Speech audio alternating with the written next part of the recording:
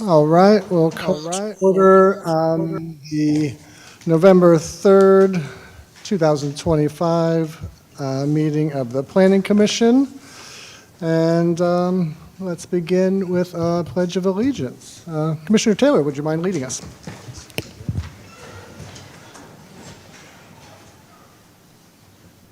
I pledge Allegiance to the flag of the United States of America and to the republic for which it stands, one nation, under God, indivisible, with liberty and justice for all.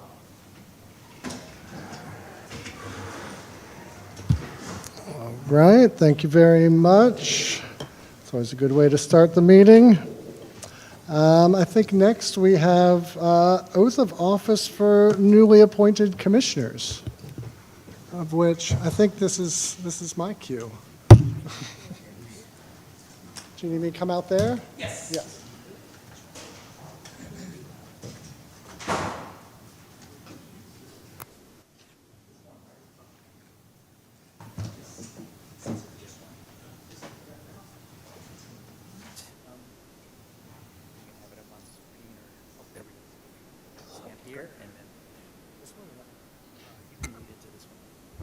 All right. Testing, testing. Okay. And so to swear in our, I guess our reappointment to a commissioner, if you could please raise your right hand. I state your name. I, Eric Blind, Do solemnly swear or affirm do solemnly swear or affirm that I will support and defend the Constitution of the United States that I will support and defend the Constitution of the United States and the Constitution of the State of California and the Constitution of the State of California against all enemies, foreign and domestic, against all enemies, foreign and domestic, and that I will bear true faith and allegiance and that I will bear true faith and allegiance to the Constitution of the United States to the Constitution of the United States and the Constitution of the State of California, and the Constitution of the State of California, and that I take this obligation freely and that I take this obligation freely without any mental reservation or purpose of evasion, without any mental reservation or purpose of evasion, and that I will well and faithfully and that I will well and faithfully discharge the duties upon which I'm about to enter. discharge the duties upon which I am about to enter. Congratulations on your reappointment. Thank you very much.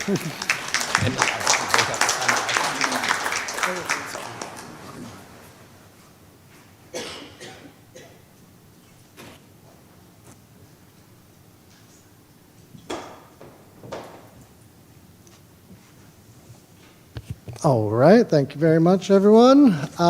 We will move on to roll call. Thank you. Commissioner Balbuena? Here. Commissioner Beasley Stansberry? Present. Commissioner Maderos? Present. Vice Chair Taylor? Present. Chair Blind? Present. Commissioner Douglas? Present. Commissioner White? Present. We have a quorum. Great. Well, with this next agenda item, we have some business up here on the commission. My term as chair has concluded, and so we need to pick a new chair and vice chair. The way this works is we can either self-nominate or nominate another person on the commission for this responsibility. The nomination will require a second, and then we will go to a vote. If no vote is concluded, we will continue that process until we have both a chair, and then we will subsequently then pick a vice chair. So with that, I will take the chair's privilege to nominate Commissioner Taylor as the, Vice Chair Taylor as the new chair of the Planning Commission.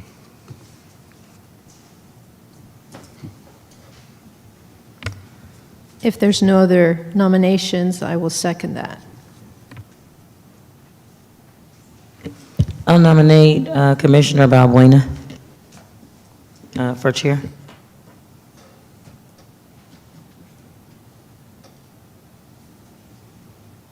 Would anyone like to second the nomination of Commissioner Balbuena?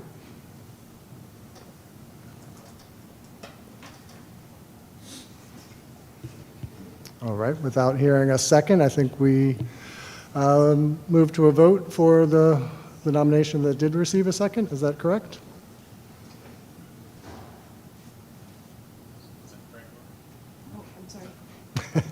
Through the chair, can you repeat the question? Yes, we had one nomination that received a second and a second nomination that did not receive a second. So I believe that means we're moving forward with a roll call vote for the first nomination that Correct. did receive a second. That's correct. Thank you very much. All right, well, we'll take a roll call on the nomination.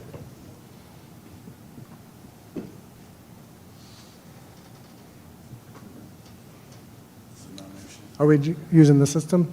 Yes. Yes. So Yeah, this is, your vote yes would be yes for current Vice Chair Taylor to assume the chair's responsibility. No, if you would not like that to be the case.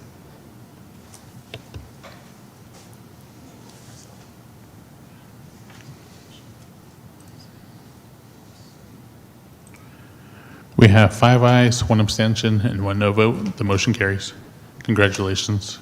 Congratulations. Shall we continue with the Vice Chair under this format, and then we'll take a quick recess and we'll play musical chairs while we rearrange ourselves. So do we have any nominations for Vice Chair? If not, I will nominate Commissioner Douglas. Second. Any other nominations as an alternate? Going once? Okay, we'll move to a roll call vote for Commissioner Douglas to move to Vice Chair.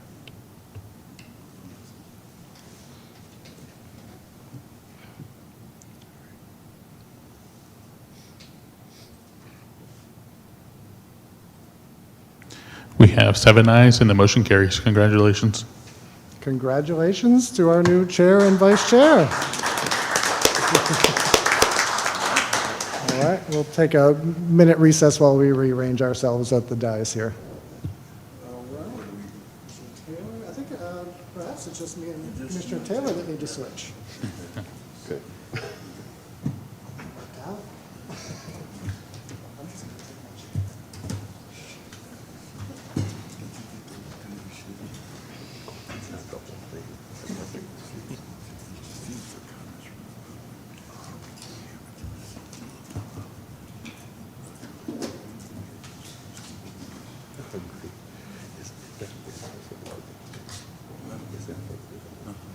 Okay, so yeah,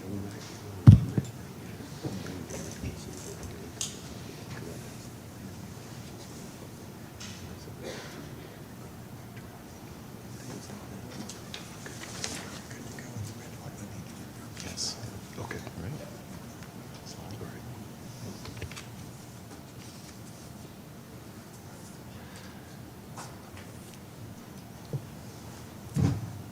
All right, great. Thank you for this privilege, and thank you for giving me the nomination. So this is quite an honor, and I am definitely looking forward to this opportunity and working with the staff here, with the commission here. So I really appreciate this.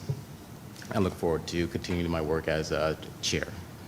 So I guess with that being said, we can move forward with our agenda items moving forward. And the next agenda item is the consent calendar and approval of the agenda.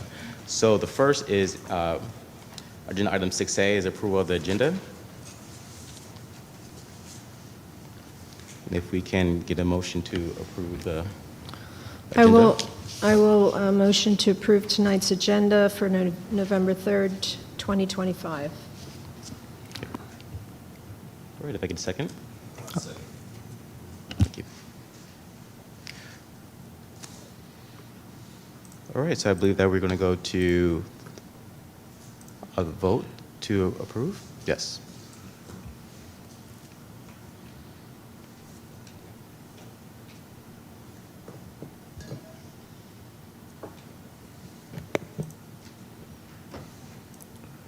We have 7 ayes, and the motion carries. Very great, thank you. And so we can move to the next agenda item, 6B, approval of the minutes.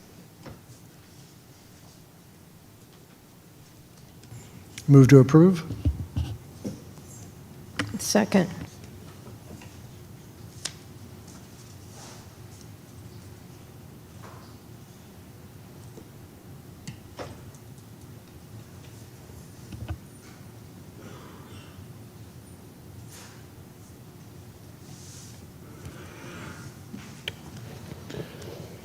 I need 2 more votes.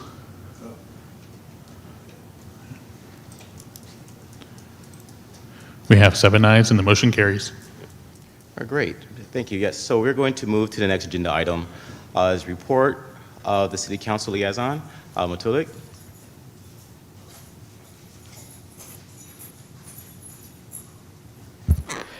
Good evening, Chair Taylor, Vice Chair Douglas, Commissioner White, Commissioner Blind, Commissioner Maderos, Commissioner Beasley Stansberry, and Commissioner Balbuena. I think this is a first in a while that we've had everyone here at a time. I know with everyone's busy schedule, I know it gets pretty challenging sometimes, so glad to see that we have a full commission on board, ready to move forward. Nothing really to report, but just looking forward to, and if you're not already aware, and I think Cesar will bring this up in his staff report, is that we do have a joint Planning Commission meeting along with the City Council meeting that's scheduled for Monday, November 24th. So I look forward to that being, and I think the agenda item on that one is the housing element that we need to review and approve at that time. So we look forward to those robust conversations and some great technical questions if they may come up during your side of the conversation. And that would be the end of my report. Any questions? Through the chair, just a minor correction. It's actually to continue the conversation of the housing inclusionary ordinance and the commercial linkage conversation that we started a few months ago. So. Thank you for that clarification. And once again, just a friendly reminder about the work plan for this as a commission. So if you guys can work together and identify where, from a budget standpoint, where you can put together a work plan to identify what you may be looking for as far as some of your goals to get this commission, the things that you guys do, whether it's a training session or getting more out in the public. And if there's any monies or fundings that are maybe tied to that, please put that down in a work plan so that could be reviewed by staff and then approved by the City Council. All right, so thank you all. All right, great, thank you for your update. All right, so we're going to move to the next agenda item, which is the community forum. In this agenda item, we have for anyone who's wished to address the commission on any matter for which another opportunity to speak is not provided on the agenda, which is within the jurisdiction of the commission to resolve. So we're going to offer in this moment 3 minutes for each speaker to address any issues with or ideas with the Planning Commission. Thank you, Chair Taylor, and congratulations again. I just wanted to let you know that we currently do not have any members of the public who have signed up for the community forum portion of tonight's meeting. I did start a 2-minute timer, which is reflected on the top left corner of the screen for interested parties to sign up for the forum. At this point, though, feel free to carry on with the agenda. If anyone signs up within that time period, I'll be sure to let you know. Great, thank you, appreciate it. Okay, so we're going to move to the next agenda item, which is the public hearing to adopt a resolution to make the findings related to an addendum to the city certified environmental impact report for the general plan 2040 and approving a vested tentative map development review and exception and minor use permit landscape review and design review for the development of 130 single family residents at 201 Rollingwood Drive. And so yes, thank you. Thank you. Thank you. Good evening, members of the commission. My name is Robbie Thacker, principal planner here for the planning division. The item here before you tonight is the KB Homes Rollingwood subdivision project. And we do have, thank you. Purpose of tonight's meeting, we'll be asking the commission to consider the project entitlements and take action on them on the item that's before you tonight. Next slide, please.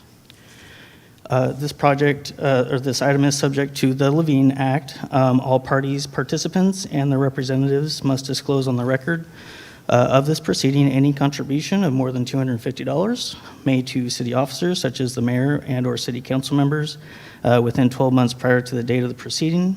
City officers are prohibited from accepting, soliciting, or directing a contribution of more than $500 from a party, participant, or their representatives during a proceeding and for 12 months following the date a final decision is rendered. Next, thank you.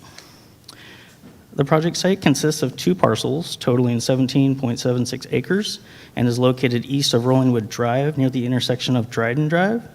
Project site is relatively flat with a slight slope up towards the east and south. The project site is surrounded by detached single-family residences on Dryden Drive to the north, Rollingwood Drive, single-family residences, and Skyview Memorial Lawn Cemetery to the east, vacant land to the south, and single-family residences within unincorporated Solano County to the west.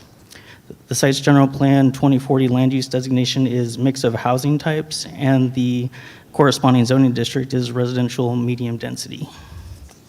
Next slide. So a little bit of project background. The site is formerly known as the John F. Cunningham Park, which has been vacant for several years now and is currently owned by the Vallejo Unified School District. Since the park has ceased operations, the site has been considered for residential infill development proposals.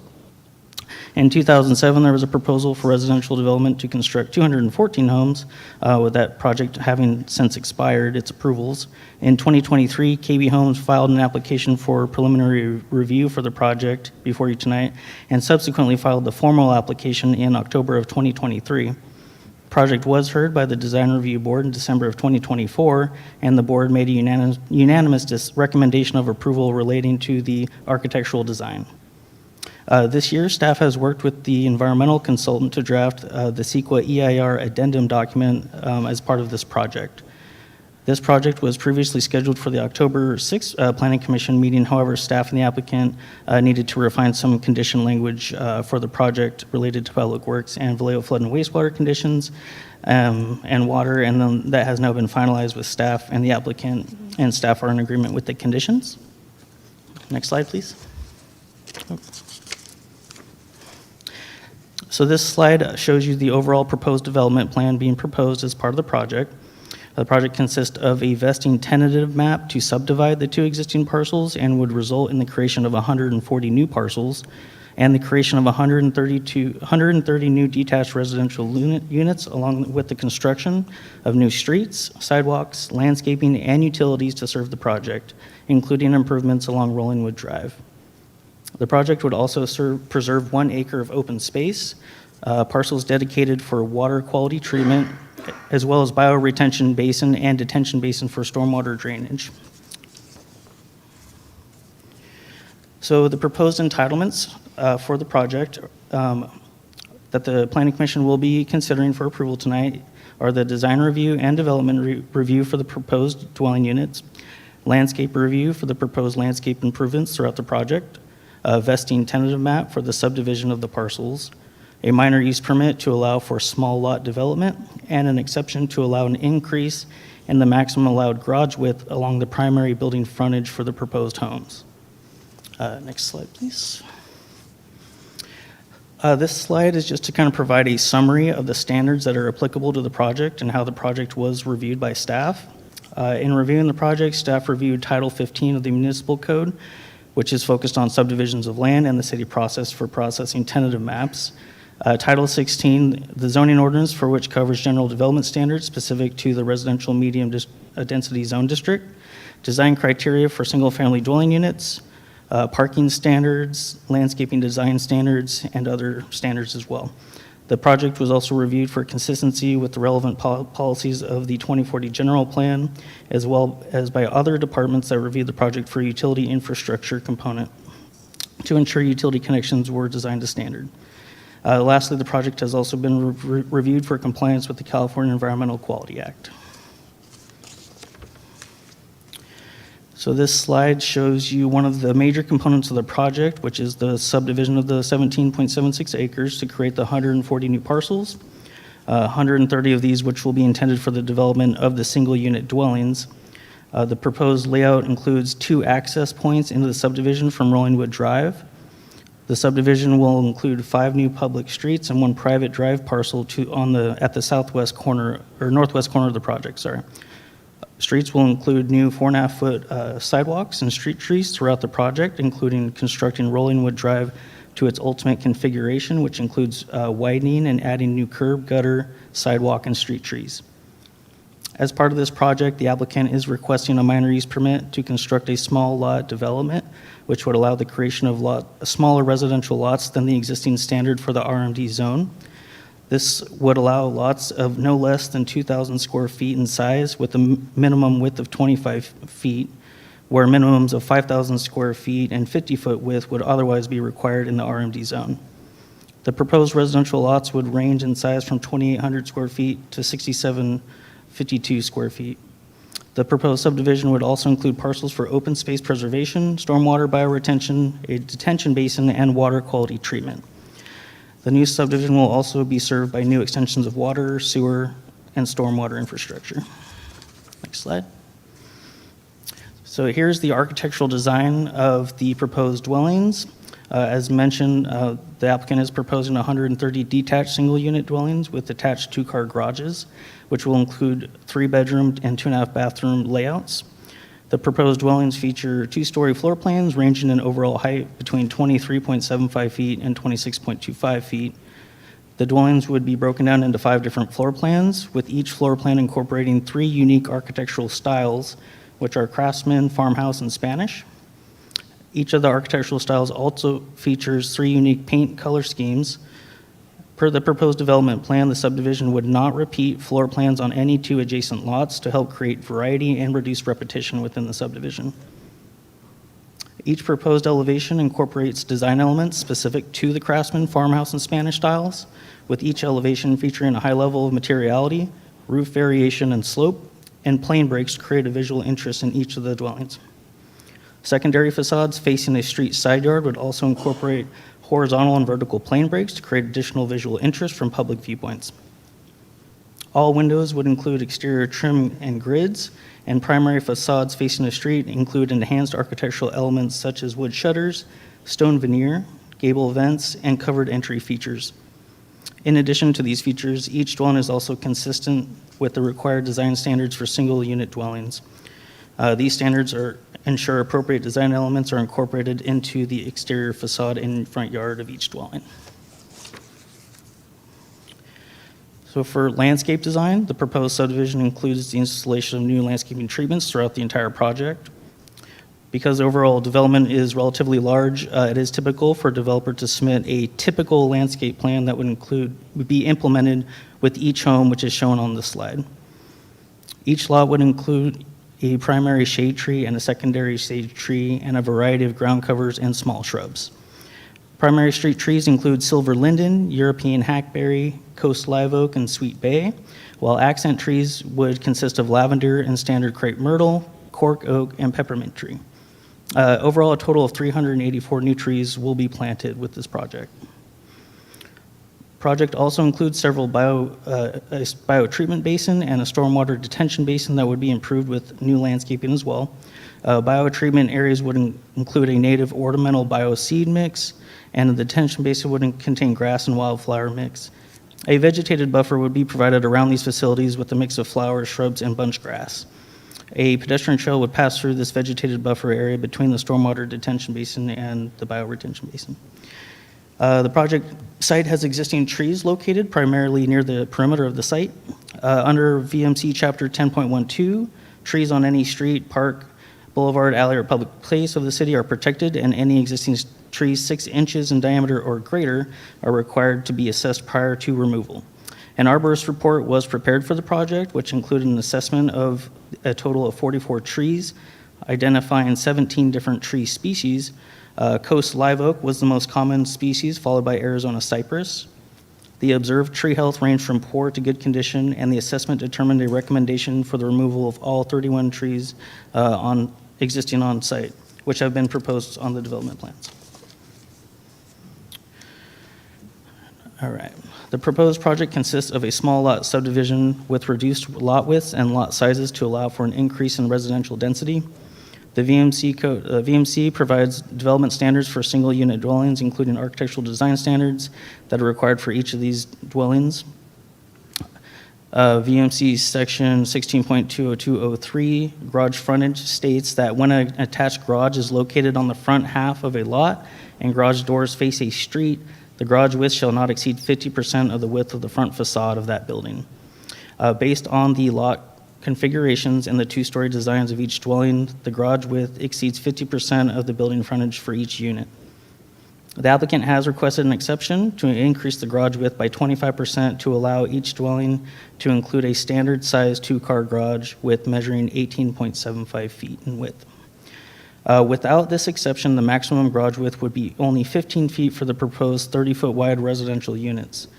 Staff finds that the proposed increase in garage width would not negatively impact the streetscape, the overall design, nor dominate the primary facade. Additionally, the wider garages would allow for additional off-street parking for residents and visitors where street parking may be limited. In terms of general plan consistency, staff does find the project to be consistent with the 2040 general plan. Included on this slide are various policies that the project is consistent with, which focus on the supporting the development of vacant infill sites within the city with high-quality development that will incorporate new landscaping improvements and minimize impacts to surrounding development. In doing so, the project will add 130 additional single-unit dwellings to the available housing stock in the city on a vacant and underutilized infill site adjacent to existing residential development. The proposed residential density of the project is 7.3 units per acre, consistent with the maximum permitted density of 25 units per acre in the RMH designation. The proposed subdivision layout is compatible with the existing roadway network and existing residential development density in the surrounding area. The proposed subdivision will have adequate vehicular and pedestrian access throughout the site and will feature a mix of floor plan layouts and architectural styles to create an inviting neighborhood that will be complementary to the existing neighborhoods within the vicinity of the project. So this slide provides a summary of some of the main development standards the project must be consistent with. As shown on the table, the project is consistent with these standards, which provide standards relative to the subdivision density, building footprint coverage, height, and setbacks. The project has a density of 7.3 units per acre, which is typical for detached building type subdivisions. Lot sizes average 2,800 square feet throughout, which is a smaller lot size and is consistent with the smaller lot subdivision standard of a minimum of 2,000 square feet. There will be usable private space ranging from 540 to 850 square feet for each unit. Each unit is required to have at least one covered parking space, each unit will provide 2 garage spaces. The garages for each unit will exceed the 50% max width of the building frontage, which is authorized as part of the exception request as discussed to allow that 25% increase over the standard. And then as well, the project will provide 384 new street trees, as mentioned, consistent with the 1 tree per 50 foot of frontage requirement. Entitlement findings. Each of the requested entitlement approvals have their own unique set of findings that require staff to be able to make for each one. In this project, staff believes the project meets all the required findings to support the project, which are discussed in further detail in the staff report and in the resolution in the packet. The project meets these findings through consistency and compliance with the various adopted standards and state requirements for these types of developments. As mentioned, the project forwards several general plan policies for adding new housing stock and infill sites while reducing impacts to surrounding development while incorporating a high level of design. The project was reviewed against the standards of both Title 15 and Title 16 for tentative maps and for the applicable zone standards of the RMD zone district and the standards for single unit dwelling design. The project is consistent with the Subdivision Map Act, which requires maps to be consistent with the general plan and zoning standards, and the project has been reviewed for compliance with CEQA and have drafted an addendum to the general plan EIR, which is covered in the next slide in more detail.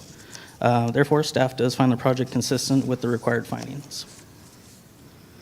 The CEQA determination for the project, staff reviewed the project for consistency with CEQA. The project was reviewed to evaluate whether the project would result in any new or substantially more adverse significant effects or require new mitigation measures not identified in the General Plan 2040 EIR.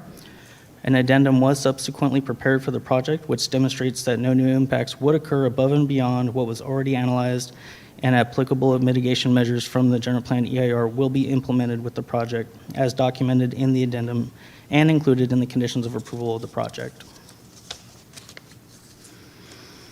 Project notification on October 10th, 2025, pursuant to VMC Section 1660208 for noticing. A 21 calendar day notice of this hearing was published in the Times-Herald, mailed to all active neighborhood groups and property owners within 500 feet of the property, and any other local agency expected to provide water, wastewater treatment, or other essential facilities or services to the project, as well as the applicant property owner.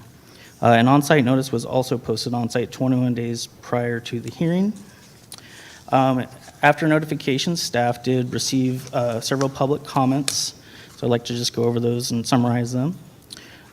Most of the comments received were by residents in the subdivision to the north of the property owners and to the south.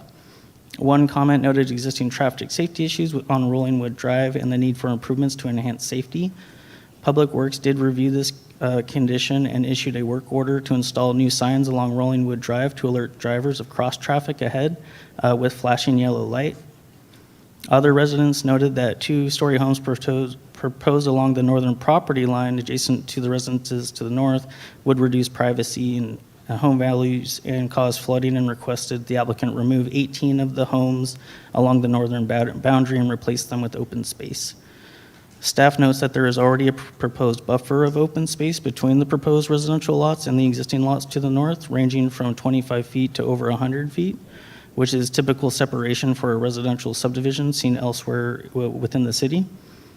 Staff also notes that two-story homes backing up to other residential lots is a very standard practice with other subdivisions, and that typically privacy is maintained with typical fencing and landscaping improvements. Additionally, the project will be engineered to direct runoff into the proposed stormwater system and detention basin, and then any existing sheet runoff onto adjacent properties to the north will be significantly reduced. One email shared concern for not including low-income housing for the project. The city does not have an inclusionary housing ordinance, and therefore affordable housing is not a requirement for the project, and no affordable housing is proposed, and the homes are proposed to be market rate. SciWest Development, who owns the parcel to the south of the project, submitted a letter requesting a solid masonry wall be constructed with the development of the residential portion of the project to mitigate future potential issues versus having a standard wood fence constructed. The Vallejo Municipal Code does not require a masonry wall be constructed for the project, and no masonry wall is currently proposed or conditioned. However, the applicant has verbally stated that they have discussed the issue with SciWest Development and have no objection to construction wall if they are able to complete a cost-sharing agreement and obtain maintenance and access easements for the wall, which those discussions have yet not fully occurred. Additionally, staff did receive a call from a member of the public regarding whether park facilities were planned to be constructed with the project, and I just want to go over that real quick. Title 3 of the Vallejo Municipal Code states that 4.25 acres of parkland is required for every 1,000 residents. So new subdivisions can either dedicate land as part of the requirement of the project of the subdivision design, or they can pay the in lieu fees that will go towards the acquisition of parkland by the city in the future. In this case, the project applicant has designed the subdivision without park facilities and will be subject to paying both the Quimby Act in lieu park acquisition fees as well as park impact fees for the actual improvement of park facilities, and those fees will be required to be paid prior to the recordation of the final map and prior to issuance of building permits for the residences. Next slide, please. So staff recommends that the Planning Commission find relating to addendum of the certified environmental impact report for the general plan 2040 and approving vesting tentative map TM 23003, design review DR 23-0019, development review DVR 23-0042, minor use permit MMP 23-0019, and exception requests EXC 24-0001 based on the findings provided in the attached resolution and subject to the conditions of approval provided as Exhibit A to the resolution. That completes my presentation. I am available to answer questions. The applicant team is also in attendance as well. Thank you. All right, great. Thank you for the presentation so we can get a holistic view of the project. You did state that the applicant is available here. That's great. What I'd like to do is open it up to fellow commissioners if they have any questions or any comments. I would like to hold my comments until I hear if there's going to be a presentation from the developer. Absolutely. Is there any plans for the developer to present on this project or willing to ask any questions? Yes. Yes, absolutely.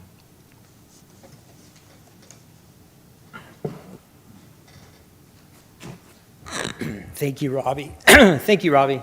That was great. Good evening, commissioners. Good evening, members of the public. Congratulations, Commissioner Taylor. My name is Jerry Marcus. I'm Director of Land Acquisition for KB Home North Bay. We are really excited to bring this Rolling Wood project before you tonight. We're excited to build 130 new single-family detached homes in Vallejo. I want to thank the city staff who's worked very hard on this. We want to thank the continued support of the Vallejo Unified School District, who's supported this project from the very beginning. A little bit about KB Home. We're a national production home builder. We build in 10 states, and I think 49 different cities, but our North Bay office is based in Fairfield, right up the road. We're locals. We very much consider this a local project. Our internal architecture team actually designed these 5 plans specifically for the Vallejo small lot subdivision code. So we're really excited to finally get to build them, hopefully. KB Home, a little bit about us. We're the #1 customer ranked national home builder. All our homes are solar, Energy Star certified. We've actually built more Energy Star homes than I think any national builder. Our division is building homes in American Canyon, Vacaville, Antioch, Oakley, Santa Rosa, and we also build down the Central Valley in Houston, Patterson, Lathrop, Manteca.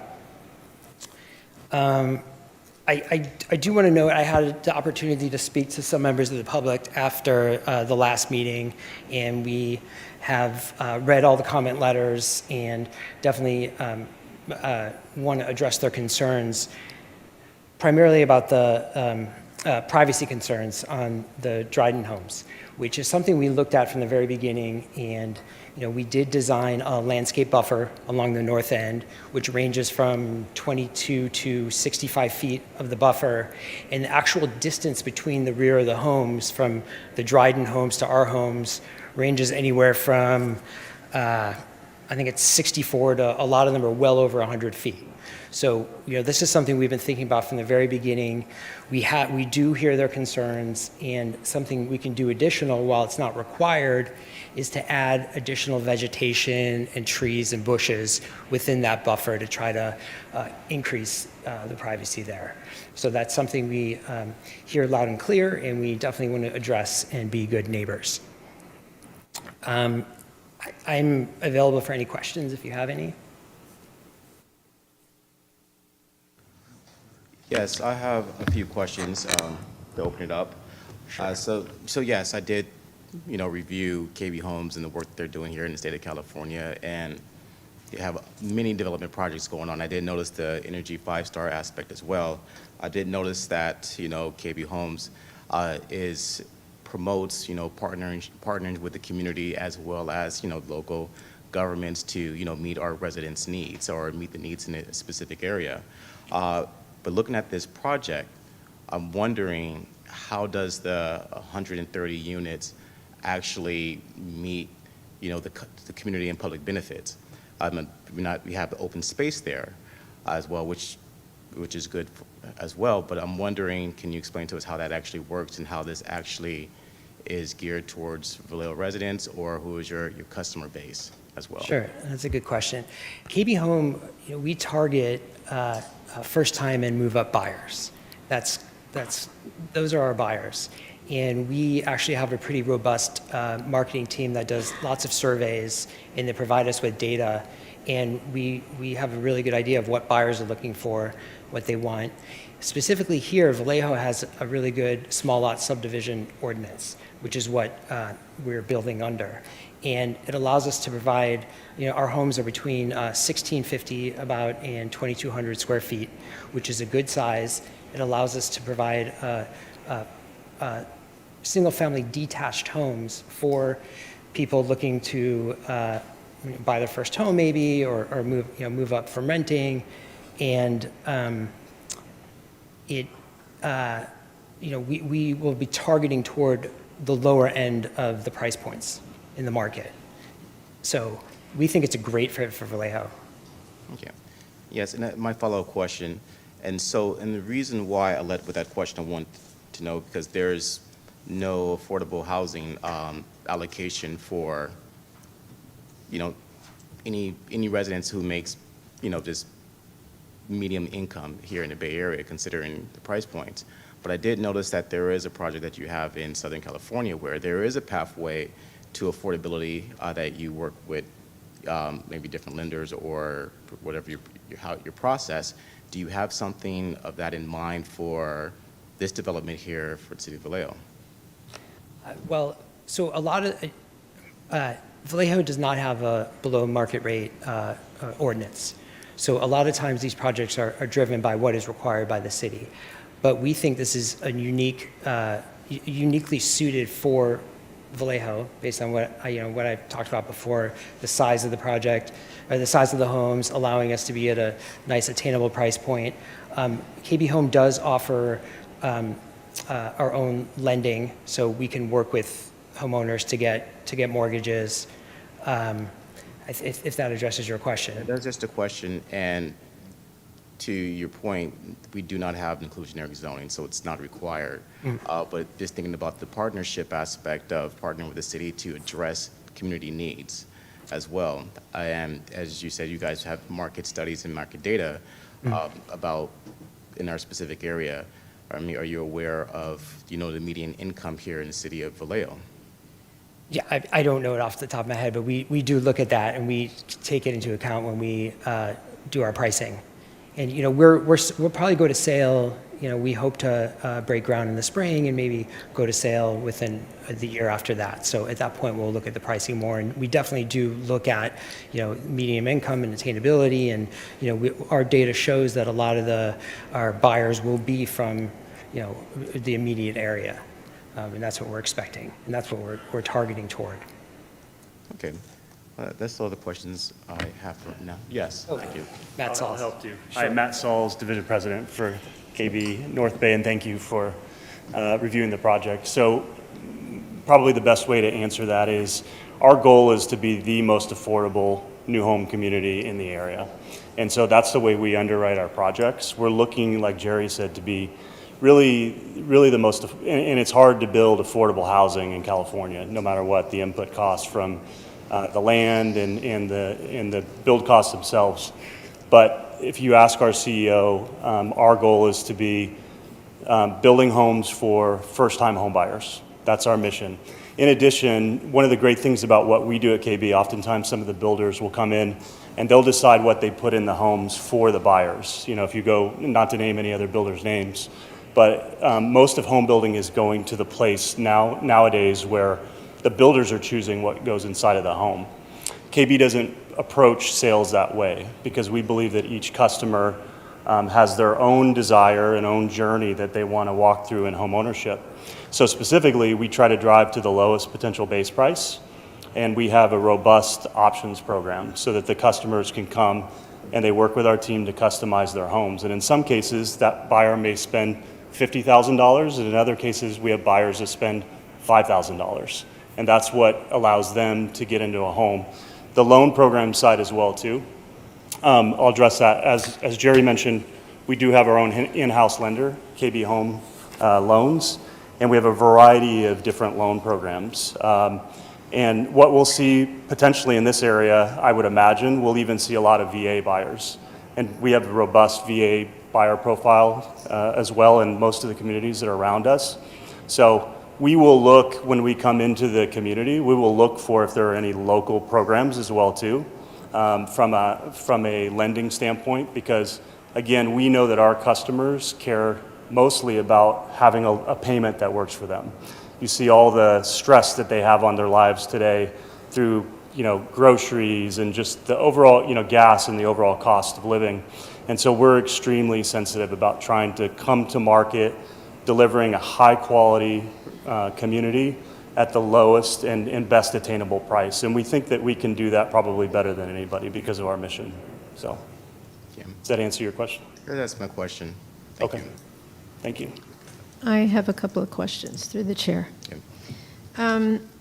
Okay, under your floor plan breakdown, I believe this was probably on the staff report. Does your square footage, does that include garages or not? Okay. As far as price points, you must have some back of the napkin kind of idea what each of your floor plans that you would like to start at. So that's my question. I don't believe, based on DRE, I don't think we're even permitted to give a number. Because we would be really interested in that, to see if what you're saying is really going to pan out here for our local residents. Yeah, what I will say, and I can't say, I'll repeat it again, is that we look at the entire market, and we look at Fairfield, we look at the other communities, new communities in Vallejo and American Canyon and Fairfield, and all of the surrounding area. We drill down pretty hard on exactly what they're offering and how we compare. We also take a really hard look at resales and get very granular in how we look at it. And we try to price ourselves at the bottom of that market so we can be attainable for first-time buyers. And I believe that's the best answer I can give you right at this moment. Thank you. Sorry, can I add one second too? Sorry, getting all the KB team here. I'm Kyle Siegel. I'm the VP of Acquisitions for KB Homes. I just want to add to that too. I mean, by virtue of the home design as well, driving the price points. I mean, Vallejo has one active project on larger lots with larger homes, which I think start in terms of square footage above our largest plan.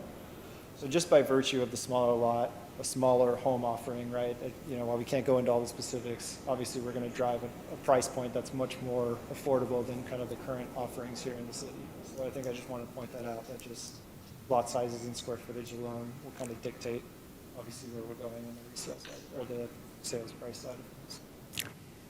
I think overall, the way this project is conceived and designed, both in the site plan and the architecture, is really, as Kyle was saying, driving toward this first-time buyer.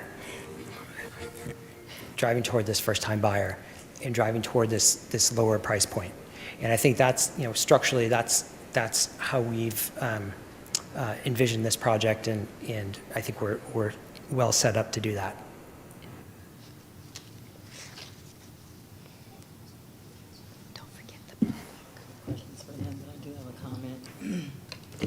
I don't have any questions for the developer, but thank you for your presentation. I think we're missing the mark again. This is not about affordable housing. We don't even have an inclusionary housing policy. So we cannot expect a developer to come here and have that in mind. That's not what their job is. They don't care if we have it or not. It's our responsibility. Developers are here to make money. That's it. And we have to understand that. It's not right, it's not wrong, it's what it is. And we do need reasonably priced housing, but we don't have a policy yet. And so I don't have the onus to put on KB to provide affordable housing yet, because we don't even have a program to even manage it. So, and we do need folks who work a certain wage, because again, over 40% of the people that reside in this little city of 125,000 people are on social services. That's almost half. So while we may not think this is the best development, it is certainly a development that has elements from each,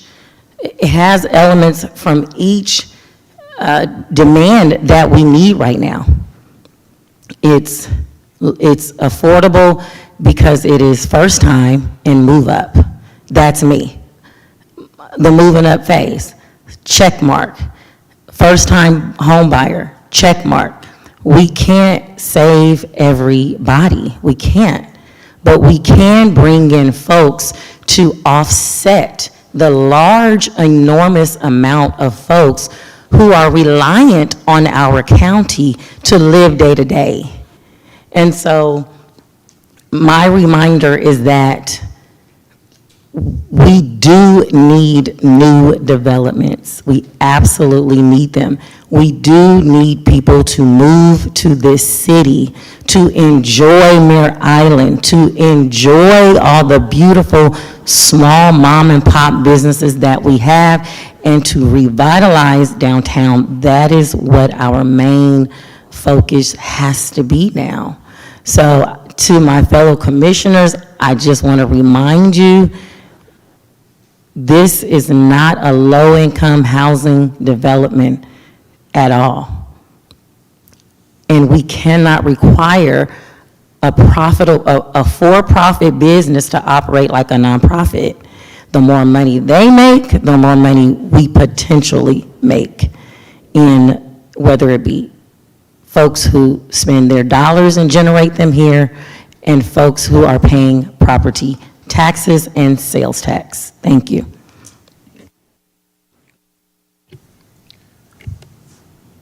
Any other, my fellow commissioners have any questions or any comments? Mr. Chair. To the chair, just to kind of follow up what the Commissioner Lizzie Stanberry's commented on. I think we have to, take into account the fact that our housing element, our latest one, was essentially 2 years behind.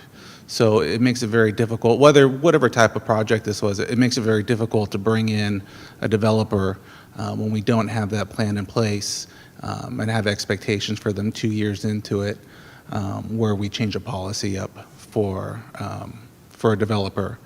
And that would set a very bad precedent moving forward, where we're 2 years into developing a project with a partner and we change policy, and all of a sudden what we had agreed to is no longer valid because of policy that changed after we made that agreement. And I think that, in some part, that's the case that we may have here. There may be individuals or maybe organizations that are looking to bring in more affordable housing, and that's great. And I think that there should be more affordable housing in some areas where we could take advantage of higher density housing programs. But in a situation where a developer's already spent ample time with city staff, with design review boards, to develop a project that is within the standards, it's really hard after the fact to say that this is no longer compliant. So, just kind of building off of my fellow commissioners, the statement, it just really comes down to, what's within the general plan, what's acceptable through the general plan, and, moving forward, there may be different conversations with different developers or investors coming in, but I think taking a look at what we have here now, great lengths have been made to develop that. So, and again, we're talking about property that's essentially been not used for nearly 2 decades as well. So, take into account that property can now potentially house, 130 families, I think also needs to go into account as well, so. Thank you for sharing that. Any other comments or questions from fellow commissioners? Yeah, through the chair. Thank you for your presentation, for your interest in Vallejo, and for you creating some housing that while it's not truly affordable, it is affordable. It's affordable because of the parameters that surround all of the things that are important to us all. Us for city, I hope you're interested in our city, but I understand you got to make money. You know, that's a whole part of the game. So I just want to ask a couple of things that they're kind of things I've been thinking about. What's the floor to ceiling in the units? Floor to ceiling is 9 feet. Well, is that correct? Yeah, okay, great. Inside. Yeah, that's what I mean. Yeah, inside, livable Yeah. space. Let's see. And then the division between the units is what, 10 feet? Is that right? Correct. There's five on either side, so it would be 10 feet. 10 feet. Typical. There's now some lots, that's your typical 40 by 70 lot. It's a 30-foot wide house with 5-foot setbacks on either side. Some lots are larger than that. Okay. And then energy saving features. What have you, I mean, And no, it's a great question. So there's going to be solar on each home. They'll all be Energy Star, EV charging ready. We have water efficient. It's very water efficient. There's a standard that we meet. The WaterSense Sustained Excellence Award, KB Home got in last year, 2024. We also have high indoor air quality. We have the bioretention on site. And then, I think I want to note that we're planting 384 about trees. So it's really going to not only be very lush, but it's going to reduce any urban heat island effect. Right now it's pretty much an open field. So I think 384 trees will really help.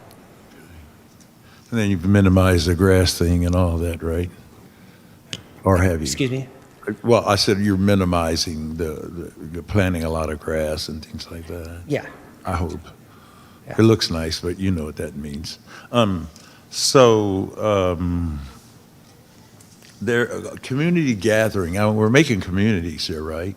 So I don't know if I got confused about it. It said something about you're doing something instead of putting kind of a park in, you're doing something in lieu of. Did I get that right? Correct, yeah, the city's ordinance requires that if they don't dedicate park space as part of their subdivision, that they would pay in lieu fees to the city. And how much is that, if I got to ask? So Approximately, there's you a know. calculation that they would have to do based on the market rate for like parkland, and So- I don't know what the answer is off the top of my head. It's a calculation that has to be. So big question, then why would you not want to put that in a community where you're trying to build, isn't that where we're building communities? Yeah, Right? no, it's a really good question. And, it's something we did look at. The general plan of Vallejo has a standard of 4.25 acres of parkland per 1,000 residents overall. After we build, assuming we include the 130 units in this project, the city overall is going to have 7.31 acres of parkland per 1,000. So the EIR and the SUCA document really identified a greater need in the city of Vallejo for the homes rather than the parks. A half mile east, there's the Highlands Park. A half mile north, there's the Pennycock Elementary. So, it seems that there is parks overall. There are parks overall, and really homes would benefit the community. 130 new homes. Oh, yeah, I get that, But I also know that I learned to play baseball on a little park around the corner. And when we take that away from people, I mean, it's just something to think about. Now, I find that, you probably know what I think. No, I do. But other than that, the project looks good. Commissioner Stansbury made some interesting points, some good points about kind of where we are in things. But there's just certain realities. I understand making money. I understand, you've got to have the rules in play. So I won't fight with you, but then you got to have some goodwill too, and maybe the little park's goodwill. I didn't say it.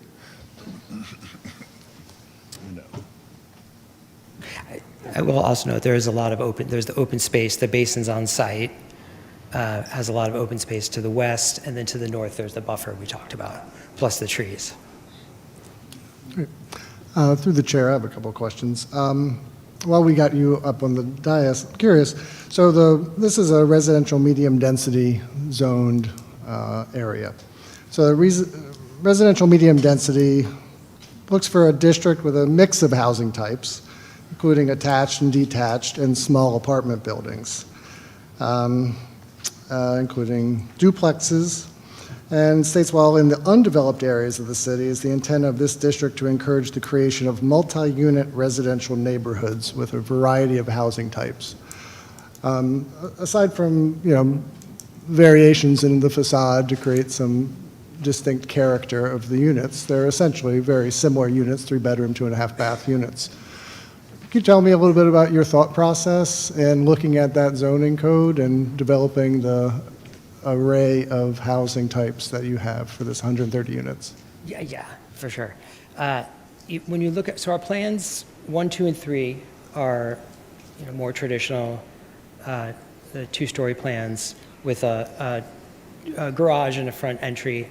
Plans 4 and 5 take some direction from language in the zoning code where they have a side entry and a kind of a shared walkway through the middle. And what this allows us to do is not only create a varied streetscape by being able to put some of those plans on the corners and have a side entry, or put plans married together in the middle of a block, but it breaks it up, and it also allows us to have a bedroom down, which means there's more eyes on the street. It's something that a lot of buyers want these days, to have a bedroom on the first floor in the front. For either, sometimes they live with their parents or they don't want to go up the stairs for whatever reason. So we think it's something very important. And that does provide a streetscape. I mean, there's with 130 units, it's a lot, but it's relatively little in terms of, different product types, I would say.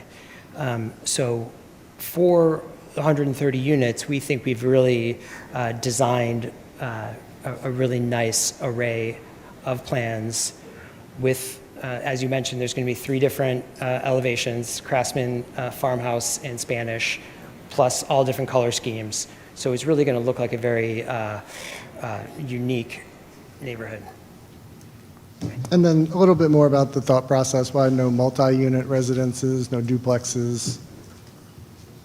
Yeah, we think that this, like I said, the 2,800 square foot small lot subdivision, so their typical lot is 40 by 70, is almost like a nice sweet spot between, a larger single-family detached home and maybe like a duplex or a townhome.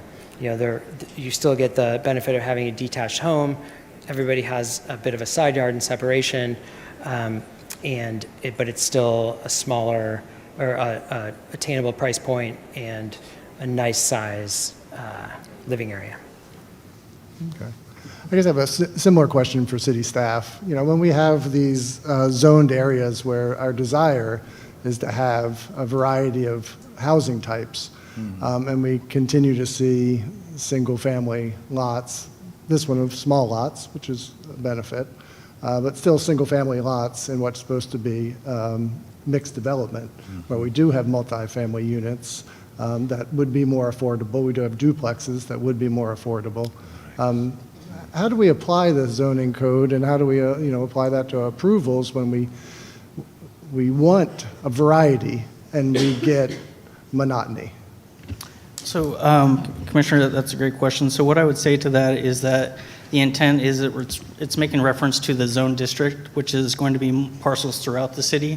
And so you may have a detached single-family product here, but the intent of the code is to allow for not just single-family detached, but also attached single-family or duplexes or multifamily in other areas of the district as well.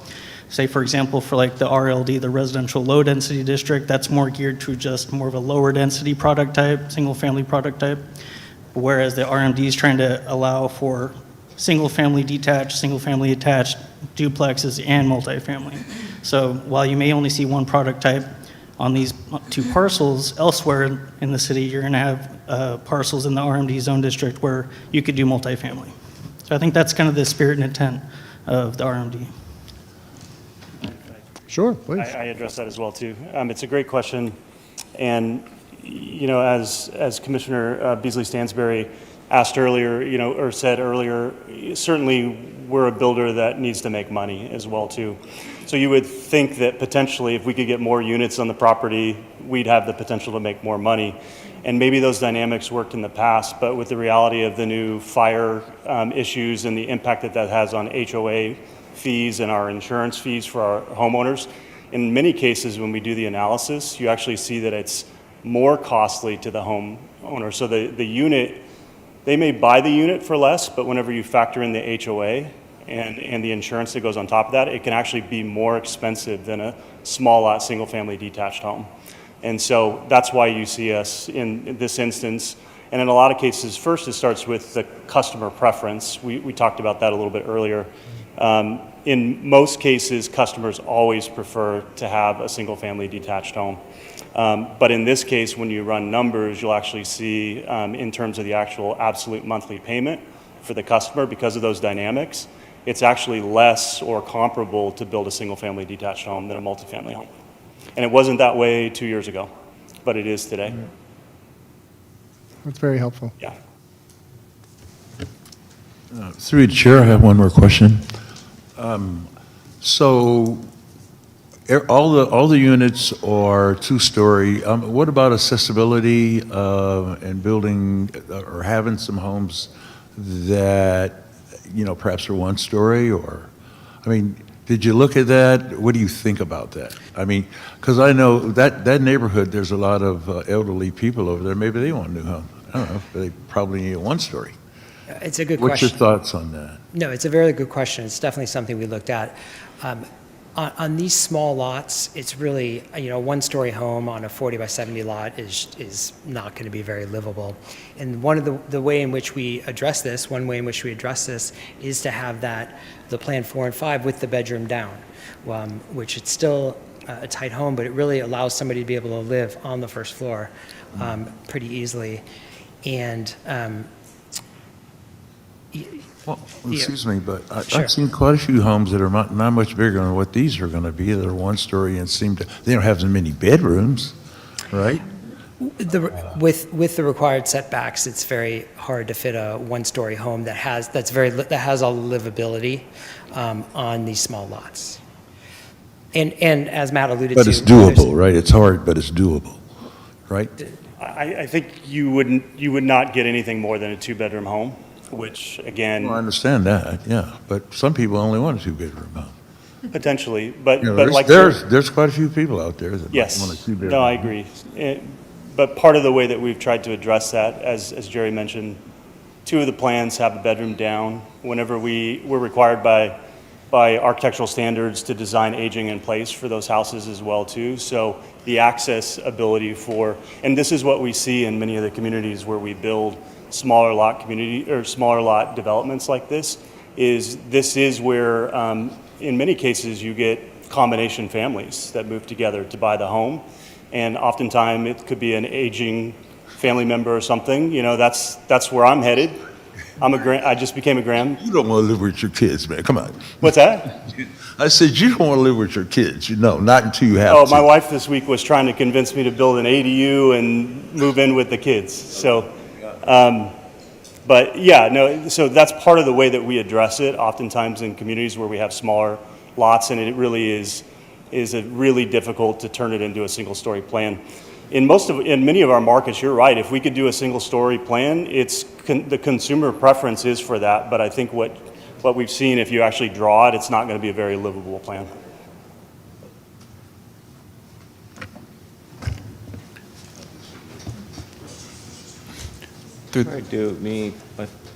Sure. Yeah, actually, I have just a couple of questions, and it's actually more towards city staff. So, new homeowners in this would be paying for their HOA. Has there been talk? Two questions I have. So the first one is, has there been talk about including a CFD tax on this property as well? I know with a lot of communities and a lot of developments that there is some that are in Vallejo where there's no expiration, some that do have expiration. is there a CFD that's going to be attached to this? For this particular development, I don't think that there is a reason to have a CFD because they are proposing an HOA that's going to pay for all of the costs that are associated with ongoing maintenance. So there isn't really a purpose for one here. Okay. The second question I had, and I only ask because I know GVRD, for those that aren't aware, GVRD essentially manages the parks and recreation areas in Vallejo. So when I hear an in-lieu payment, which is fine, but is there a direct payment that goes toward, like, does GVRD get a particular percentage of that initial payment, or do they just still get their normal allocation? No, the city collects the fee. It's a city ordinance, and the city collects the fee. Correct. I just didn't know so essentially since GVRD would have to be, sizing their parks and recreation area for a larger audience, more residents. I didn't know, and this is just moving forward for any of the new projects, if they receive a particular percentage of those upfront fees. No, what happens is that they submit their request for reimbursement for the parks that they manage. Okay. And for any improvements to parks or park facilities, and then the city reviews that request and reimburses them accordingly. Okay, so technically the in-lieu payment may or may not go towards the body that manages the parks and recreation. It would eventually go to GVRD, but it doesn't go there directly at all. It sits in a fund until it can be reimbursed according to a fee study, and we review it very carefully against the request for reimbursement. Okay.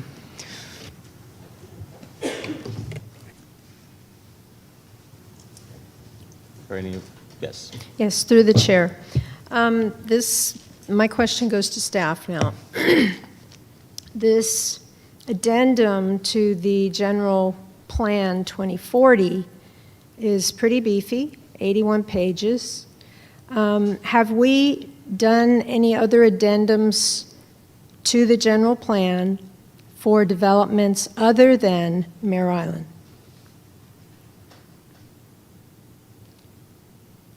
Did you say Mare Island? Other than Mare Island. So any developments on the mainland? Other than on the mainland? No. No, other than Mare Island. Okay, I'm sorry. For the So mainland, this one. not Mare Island. Excuse me. Okay. Has there been any other addendums? We did one for Warren Street. Did we do Warren? 1, 2, 3, 5? Warren Street. Okay. But it was not, it was a rezoning and a general plan amendment and a zoning map amendment, if I'm not mistaken. That's correct, yeah. And through the chair, we also did an addendum for the housing element adoption. I know that's not development, but that was another substantial one. I'll also point out that I don't think we've had a single-family detached subdivision proposal like this for several years, probably at least 4 to 5 years. More like 10 to 15 years. The last subdivision the city processed and approved was Vista La Terraza small lot subdivision that's at the corner of Columbus Parkway and Springs Road on the east side of Columbus Parkway. That's the last subdivision the city approved. Was currently being developed out on Waterstone near Columbus Parkway. Mhm. That was originally part of, I believe it was called Bordoni Ranch before it got turned into Waterstone, and that was approved by the city back in 2007. And so the Okay. last subdivision that we processed through the city was the Vista La Terraza, which was like in early 2010, 2011, Okay, so before the general plan was adopted by the city. my question then is, how many addendums are there to the current general plan? Because I don't think anybody up here knows that on the commission. Because my concern is we have a general plan that we keep adjusting for developments.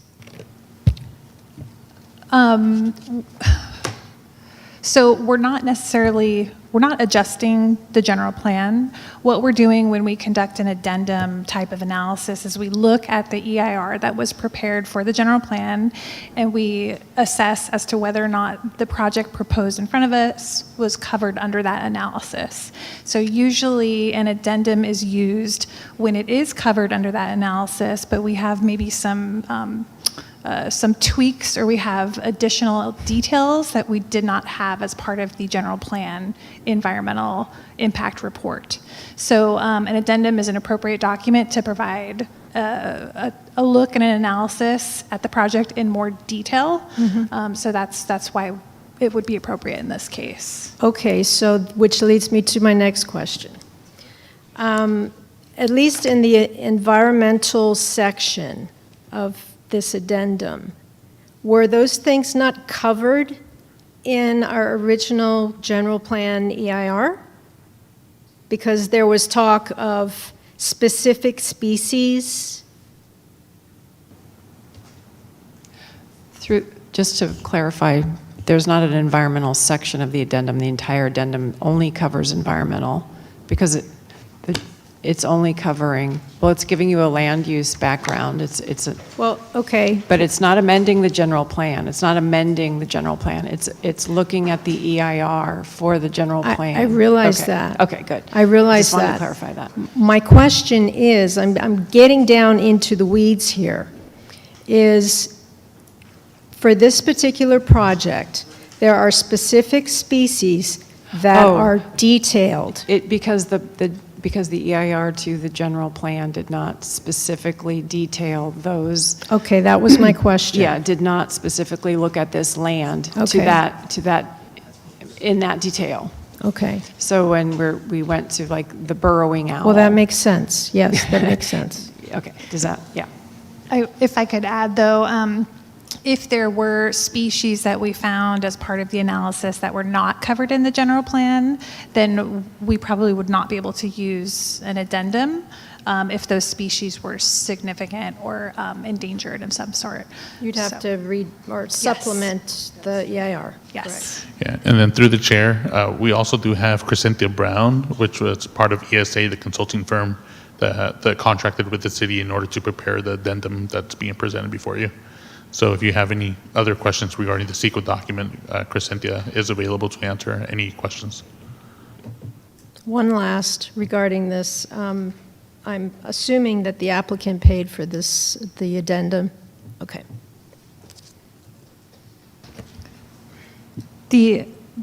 Just to respond to that, the applicant does pay for it, but the work is contracted by the city, so we're in control of the product. Understood.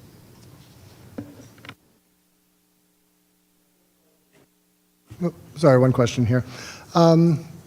So the land currently is owned by Vallejo Unified School District, is that correct? Correct. Yeah. Is there any representative of the school district here tonight? Yes. Yes. There he is. Really. Great. Well, I think I perhaps have a question for you as the landowner. Have you guys had any analysis of the disposition of this land and its compliance with the Public Park Preservation Act? It's Public Resource Code 5400 kind of governs the disposition of parkland and whether you need to have an equal amount of parkland created somewhere else when you take it out of the public stock. You have not? Okay. I think it may be of use to have someone do a little bit of analysis of that before we proceed with these entitlements. Through the chair, I would like to ask you to come up to the podium since something was said verbally, just for the record.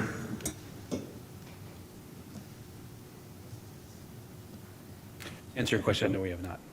Okay. I'd like to see, I don't know, our land use counsel, Alicia Guerra, I believe is called in via Zoom, and if she is and has any response, I'd like to give her the opportunity.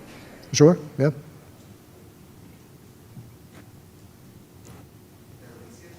Yeah. Alicia, you can go ahead and speak. Okay, thank you. Good evening. Chair, members of the Planning Commission, Alicia Guerra with Buckhalter on behalf of KB Home.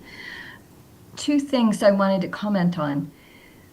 It's my understanding that the school district went through the process for the disposition of this surplus property prior to putting it on the market, prior to KB Home being selected as the developer for this for residential purposes. And a determination was made through the surplus land disposition process that the property was not suited for conveyance for open space for public parks purposes. The school district, as its own entity, is not subject to an obligation to provide open space or parks. In the process of the surplus lands process, there are certain additional requirements under the new Surplus Lands Act, as it's been amended, that essentially provide for residential development as an appropriate use for this, irrespective of whether or not open space has been compensated or has been provided by the school district in a separate location or in a different location. The other thing I would say is the city had determined that this site, through its general plan, was an appropriate location for residential, medium-density residential development. And as a result of that, the residential project itself has proceeded in accordance with the general plan update and the environmental impacts addressed for the general plan contemplated residential development on this site. And so as part of that prior general plan analysis, and which was also why we ended up, the city determined that an addendum was an appropriate CEQA document to evaluate the specific impacts of residential development at this site. Part of that analysis in the general plan update CEQA document, originally in the general plan EIR itself, and then the subsequent addenda for the housing element update or housing element adoption, was to take into consideration the effects on open space, parks, and recreational facilities as part of the city's general plan process itself. So both the school district, as part of its surplus lands disposition process, and the city in its process for considering locations for residential development in its general plan, identified and addressed the impacts associated with replacement of parks and recreational uses on this site, should it be developed with residential development. Okay, and that's through the CEQA process. Is that correct? And the surplus lands? That's two things. So in addition to the surplus lands process, which by law, a public agency is required to comply with the Surplus Lands Act, prior to the disposition of the property for an alternative use, that is the action. That is the decision that's made as to the disposition of the property. Separate and apart from it, the city evaluated when it identified the location of this site for residential development, and it identified potential future uses through its general plan. That action, both in conjunction with the general plan update, was evaluated in the CEQA document. So it's really two things. One is the action to dispose of the property has to comply with the Surplus Lands Act, and that's an obligation that the school district has as the public agency that owns the property. And separately, the city, through its general plan update process, evaluated what the impacts were of putting residential development on this site. Two separate actions there. Okay. And then, has there been any specific assessment of the application of Public Resource Code 5400 through 5409, known as the Public Parks Preservation Act? I would have to defer to the representative from the school district as to that, because KB Home would not have participated in that finding as it was selected after the school district made the determination that the property was surplus lands. Okay, thanks. We can certainly get the information, but I would defer to the representative from the school district.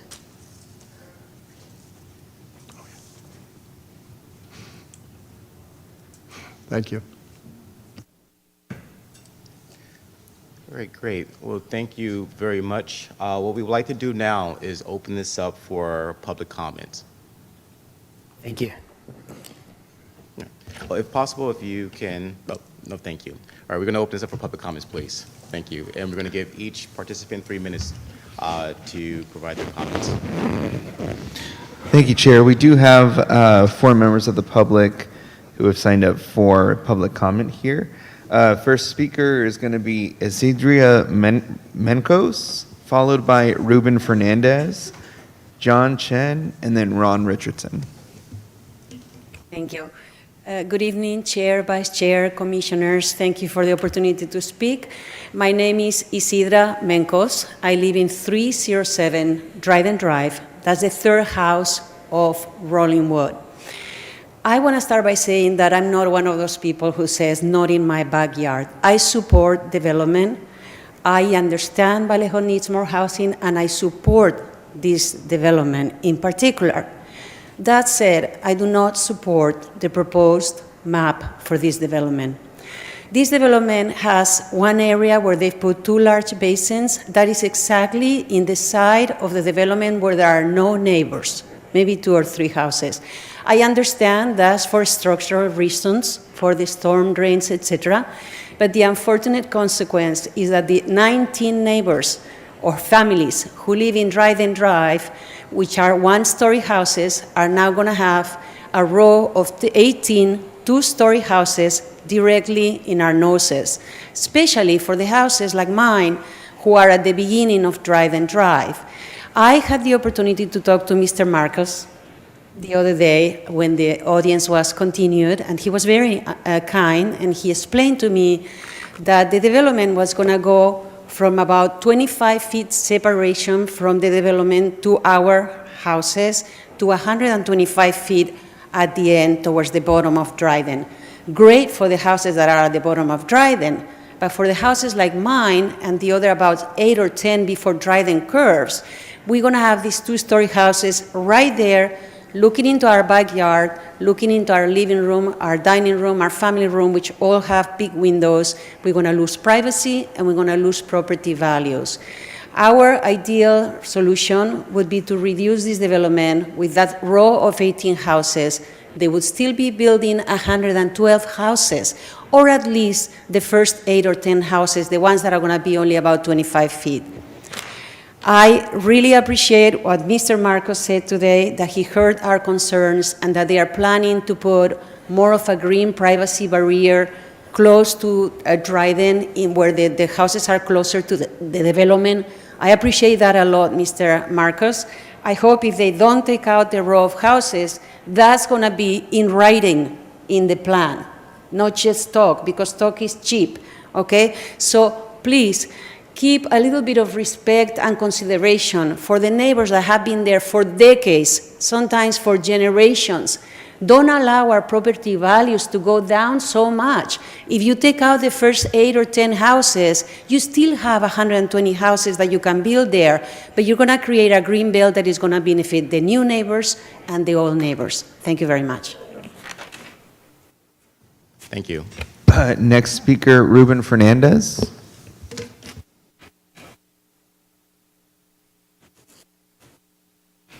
Good evening. Good evening, Chair Taylor, Vice Chair Douglas, and members of the Planning Commission. My name is Ruben Fernandez. I am the Assistant Superintendent of Business and Operations for the Vallejo City Unified School District. I'm here this evening to provide a brief public comment on the proposed Rolling Wood property project by KB Homes, which pertains to the potential redevelopment of property currently owned by the Vallejo City Unified School District at 201 Rolling Wood Drive. To be clear, the district does not take position on the specific entitlements before the commission tonight. We respect the city's independent review process and appreciate your commitment to thoughtful, community-based planning. However, I'd like to offer the following factual context into the district's involvement. The property was formally declared surplus by the Board of Education following the legal procedures for disposition of land not needed for educational purposes. The district subsequently entered into a contingent agreement with KB Homes, and any potential sales depended on the outcome of the city's entitlement process. If the project is approved and the sale proceeds, revenues generated from the transaction would be used to support the district's educational mission, including student programs and school improvement efforts, in accordance with applicable state regulations. As a public agency, the district, Vallejo City Unified School District, has an obligation to manage its assets responsibly and in ways that ultimately benefit Vallejo students and the broader community. We appreciate the city's partnership and its diligence in considering this proposal. Thank you. Thank you. Next speaker, John Chen. Good evening, Chair Taylor, Commissioners, City staff. My name is John Chen. I represent Saifi Enterprises, the longtime owner of 1300 Benicia Road to the south, the neighborhood to the south, who's owned and operated it dating back to the 1950s when it first opened the drive-in theater. As a fellow developer, I commend the applicant and planning staff on their hard work bringing forth this housing project. Planning staff delivered my written comment letter to you, and I appreciate your time reviewing it. I'm here tonight with a single request for a condition of approval to require a masonry wall, 8 foot in height, along the southern property line. Zoning Code Chapter 16505 prescribes standards for walls for buffering between uses of varying intensities, the assurance of safety and security, the enhancement of privacy, among other reasons to improve neighborhood character. General Regulation E requires along residential to non-residential lot lines, walls to be 8 foot tall. Focusing on long-term neighborhood stability, I appreciate your consideration for the issues: noise attenuation, security, fire safety, that make the currently proposed 6 foot wood fence entirely inadequate and don't resolve these issues. This is a critical boundary between two differing land use designations: residential use and non-residential neighborhood mixed use. Careful consideration of this boundary in a future neighborhood context would be good foresight to ensuring long-term neighborhood harmony in the neighborhood and to preventing constant noise complaints, security issues, and perpetual homeowner to commercial user conflicts over fence maintenance. A condition of approval for an 8 foot masonry wall is an investment in future neighborhood stability that protects future residents and minimizes liability. I've engaged the applicant. However, I have yet to receive a written commitment from KB on the masonry wall. I've heard verbal, yes, we have no opposition to the masonry wall. And as such, I respectfully ask the Planning Commission to include this as a condition of approval. Thank you for your time and consideration. Thank you. Okay, and final speaker, Ron Richardson. Yes, thank you for letting me come up and speak. Ron Richardson. I was in one of the first houses that was built in the subdivision on Dryden Drive, so that was back in 1961, and I've owned that house or been part of the ownership of that house ever since. One of the conditions that's out there in that area is Rollingwood. I'm not going to repeat what everybody else already said.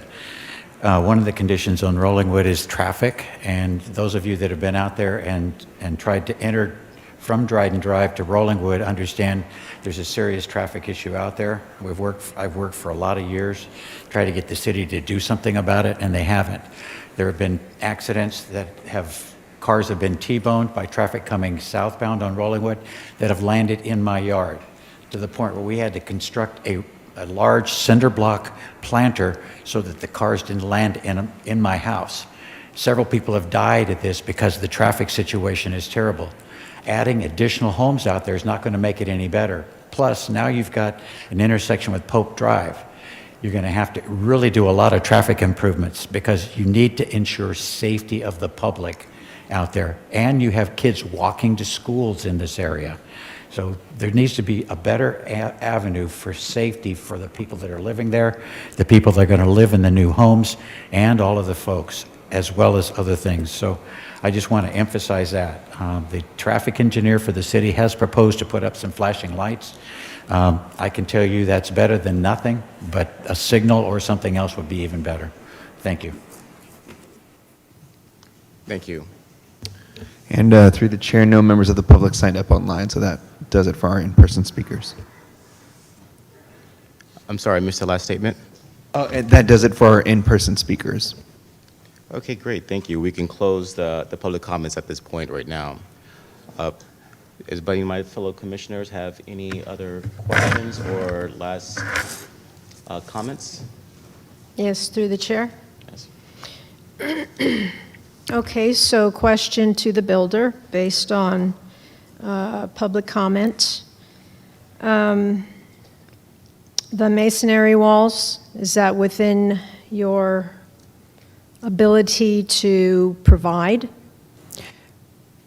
Yeah, we have been talking with Sayufi about it, and it's something that, while it's our understanding we're not required to do, that we've been talking with them about doing it. We've provided a letter, and assuming we have to, there's some details to work out regarding grading and maintenance, and in terms of an actual agreement, which it's kind of early to do the actual agreement, but conceptually we are okay with putting that masonry wall up. I'd like to add that as of now, as far as we know, it's our understanding that there's no entitlement, there's no plan for that area. I believe it's zoned mixed use, but I defer to Robbie on that.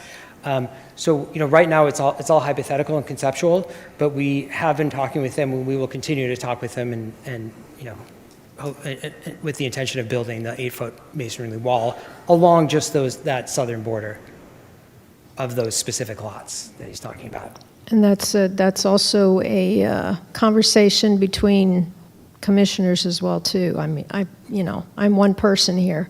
There's a lot more people up here, but if we want to have a flowing conversation about that, I welcome it.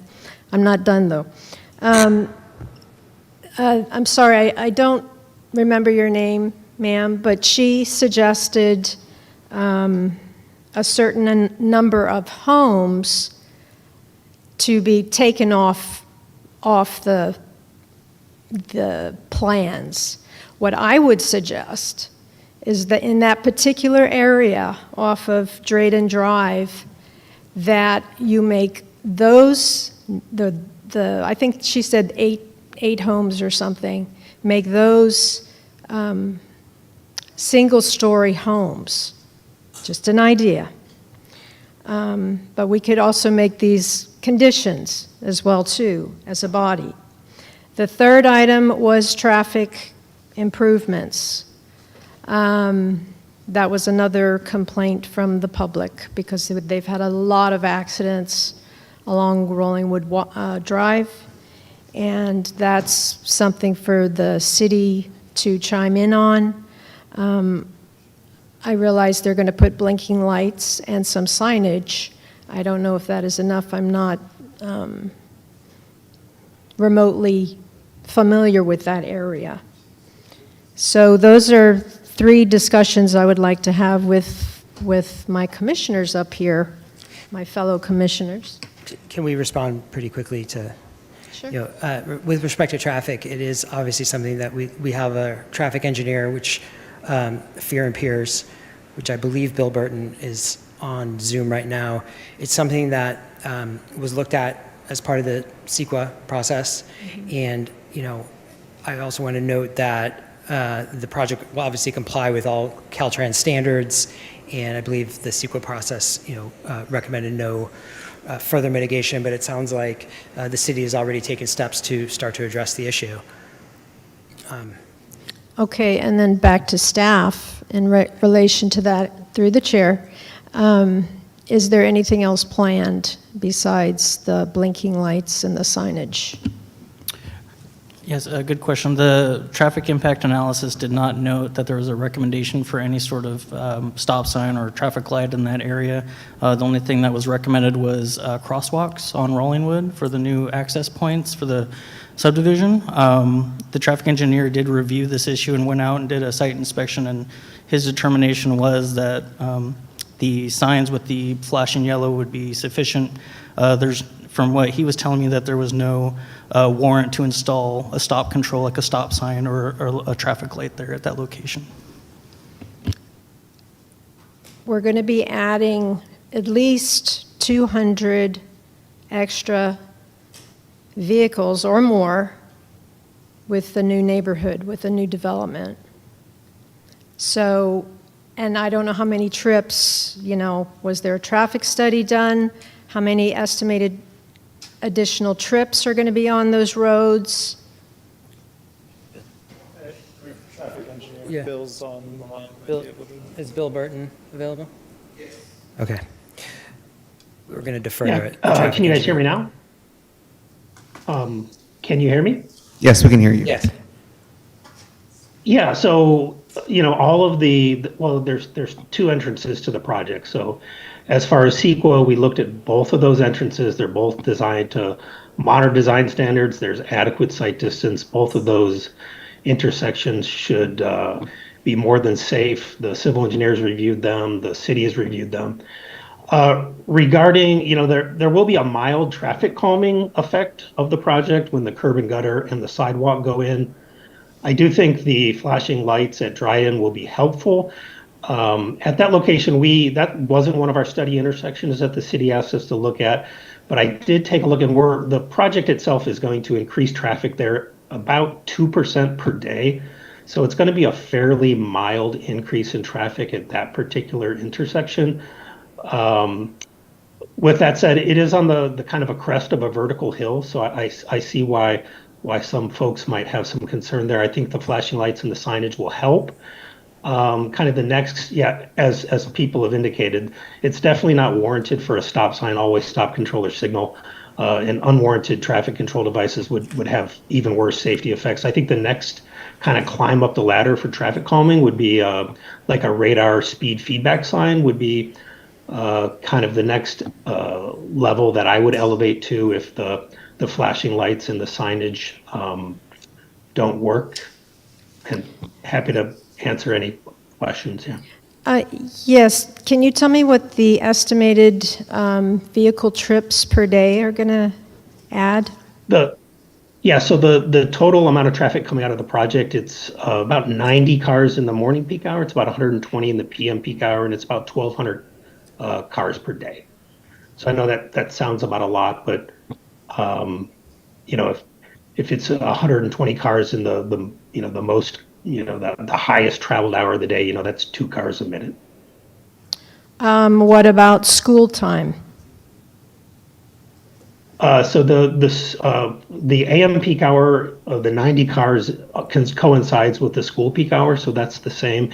In the evening peak hour, the peak hour of when the project generates the most traffic is mainly what we're concerned about, which is the 120 cars. As you shift earlier in the 2 to 4 o'clock hour, you're looking at in the 70 to 80 range, although that isn't a number that we specifically calculate and include in our studies.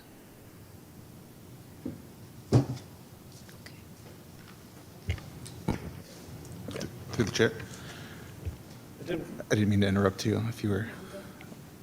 Is there consideration to include bot dots or rumble strips along where there may be crosswalks or flashing lights?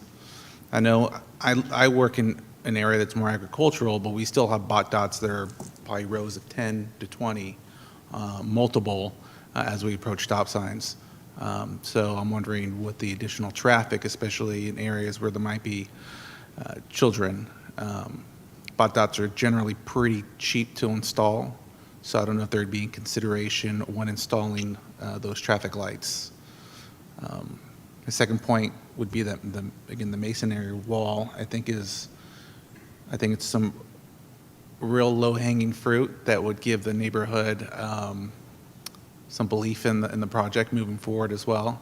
I do sympathize with the resident that lives in a one-story. When I grew up, we actually had a one-story, and we had 2 stories that actually built across from us. It seemed like a big deal at the time. In the end, it wasn't as a big impact as we thought it would growing up. It was just, there's a 2-story house down across the street from us, but it wasn't as big, as impactful. But I can see where the masonry wall, especially from a buffer from a noise standpoint as well, could give consideration for the current neighborhood already, so. Yeah. Yeah. Just if we could clarify a couple of things. I'll let Bill Burton maybe respond to your first comment on the traffic and that side of things.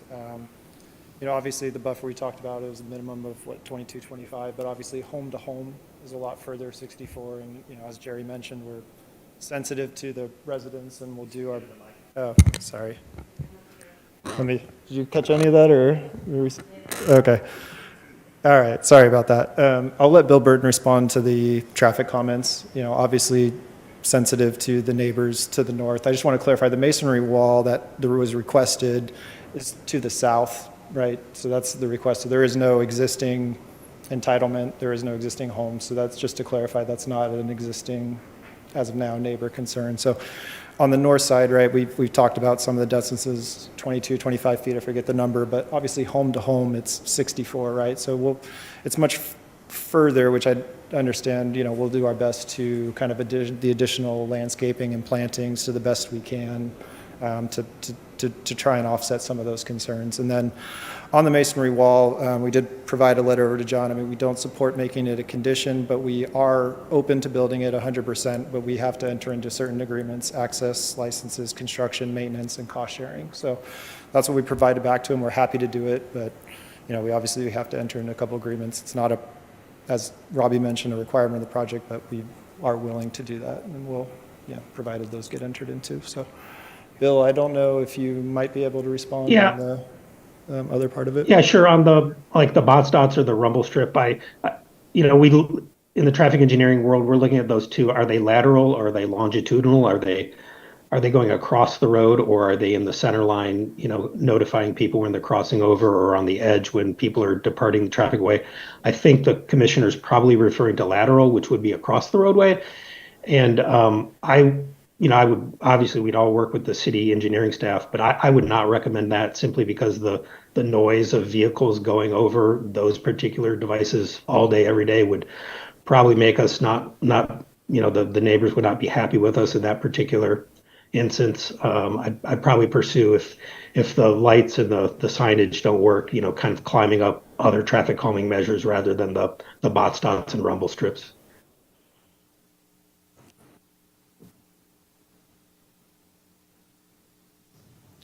Great, thank you. Does any of my fellow commissioners have any other questions or any comments? Through the chair, I do want to ask about I guess there's about 7 or 8 homes along Street A that you might, we discussed the idea of maybe making them single story. Is that something you can chew on, or,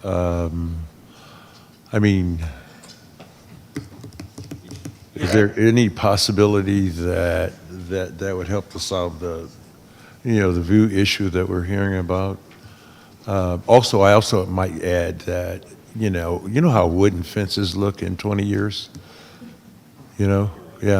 I haven't seen one yet that stands up to the way, and it really makes your development ultimately look weathered, right? Even though the houses might be pretty good behind them. It's something to think about, I think. So, all money ain't good money, right? Isn't that the truth? Yeah. So just a penny, and yeah. So just to comment, the single story is a challenge, as kind of we previously discussed. Just on that small of a footprint, it just it's a challenge. I'm curious, because I went up to some houses in, what is that, Dixon somewhere, and they take a little bitty lot like that, and they're able to create something pretty darn nice. This one story. So I don't know. Or maybe if you're just against it, you don't want to. you know, maybe you just don't see it. But I've seen houses recently, brand new, that don't need much of a lot to create something, but it's a different footprint, though. You know, it's a different floor plan completely. But there are people that like that, apparently, because they sure building them all over the place. Anyway. Good, Chair. Can we just put a stop sign instead of a stoplight, and everybody will be happy? You need to talk to the traffic engineer for the city. Yes, now my assumption they would have to work with Public Works, correct? Yeah, you'd have to. Understand exactly what those We requirements. can't impose that because it has all kinds of repercussions. So you'd need to. Is there someone on the line from Public Works? Unfortunately, there isn't anyone online from Public Works. Okay, that's fine. Thank Can- you. Through the chair, based on that question, can we make that a condition? We can't? Can we? We can say we can discuss it if the traffic engineer approves after he's reviewed it. I would propose that we make that a condition. Does that, I mean, if the developer agrees, if that's. I think that's, I mean, we're open to additional traffic calming measures. I think it's the city, Public Works needs to comment if they want a stop sign there or not. I mean, we'll install a stop sign. I imagine they probably wouldn't, but, you know, we're perfectly open to whatever, you know, traffic calming measures in that, you know, project requirement, project specific capacity. So you would have two of them because you have 2 points of entry? I mean, egress, ingress? Well, I was just giving. Where would it be? Offering a suggestion because. Well, let's just do it. Probably Rollingwood. We going around the mulberry bush and it's 9 o'clock. I'm so sorry, and I'm just to the point, and I just want to make sure that the residents are happy, and then we're also being fair to the developer who's been going through this process for years. So I just want to make sure that, you know, we're being attentive and making sure that. Well, I think, correct me if, well, there's no one here. Is the traffic analyst on the line for the developer? Yeah, if I could. If you could, so I think because I think when there's a dangerous condition, like if there's an accident or something, then you review it again. I don't think you preemptively jump in and you've already looked at it. Go ahead. My feedback would be if we're talking about the 2 project driveways in Dryden and putting in a stop sign at one of these 3 locations, it would make sense of all the 3 at Dryden the most. But again, it sounds like the city's traffic engineer went out there and in their opinion, it wasn't warranted, and sometimes unwarranted stop signs can have worse effects than not installing one at all. So I would, if you were interested in having something move forward, I would say have the traffic engineer go back and do a more detailed study of installing a stop sign at Dryden, and if warranted, installed at that location. It's you know, a stop sign's $200. It's not an expensive installation. Yeah. Well, in the respect that it's $200, I say we go ahead and do it. To the chair. Just to point out, not to interrupt you, I'm sorry. So I respect the traffic engineer and what he does and such, but you said this goes through Public Works? So my understanding is Public Works hasn't had a director for like 6 months, so I'm not sure what their priority has been, and that's not to install them because I know they're very short-staffed, but. We've had a traffic engineer, though. We have a traffic engineer. Okay, I'm just not sure what the priority would be in terms of them assessing a stop sign or not, but I think a stop sign is a very minimal. Well, he still does his work. I mean, the traffic engineer. I'm not saying that they don't. I'm just saying that, I'm just saying in terms of With or without a public works director, we have Oscar filling in. We have Oscar, so he's doing great. I'm saying there's only so much one group of people can do when they're short-staffed and where their priorities may be. And I think in terms of, again, you know, acquiescing to some of our current residents there, I think, you know, suggesting a stop sign is, again, another low-hanging fruit item that can be a win-win for everybody. So regardless if the traffic engineer says it or not, the fact that it's goodwill to do it, I think is something that should be Can I taken into account. ask for the traffic analyst again? Go ahead. Yeah, I don't want to. I don't want to dive into the details of the science of stop signs, but when there's been a lot of research about the behavior of people who obey stop signs when they know there's not a reason for the stop sign, and people understand that there's a reason for a stop sign when there's sufficient traffic on the cross streets to warrant a stop at that location, and that as they become attuned that the only reason that that stop sign was installed was to make them stop, they begin their compliance goes down, and sometimes the safety benefits of making them stop and then them not stopping, you have a trade-off that goes in the opposite direction of what you intended. So that's why I would. Well, I was just encourage- going to ask if we ask in the condition that they study the location of a stop sign after the construction of the development. Through the chair, I if I don't could think just that- I don't- jump in really quick. I just want to add something. I don't want to overcomplicate this. I think that if you really want to add a stop sign, I think you should just consider doing it at the discretion of the city engineer. We do have someone, we don't have a permanent person in that position, but we do have a consultant who is working pretty much full-time. And I would just say it should be at their discretion. I'd just like to jump in real quick and add that the traffic engineer has reviewed the project and the Dryden Drive condition and has evaluated it for whether or not a stop sign would be appropriate or necessary. And they had relayed to me that what the appropriate measure was the flashing light with the cross traffic head sign. Thank you. Through the chair. Yes. Challenge back to staff. We heard residents from that neighborhood complain about accidents. So I would hope that the traffic engineer pulls police reports for all the accidents that have happened at that junction. Thank you. Okay, well, thank you. This was a really good discussion amongst everyone, and I think that we have an idea or a path moving forward.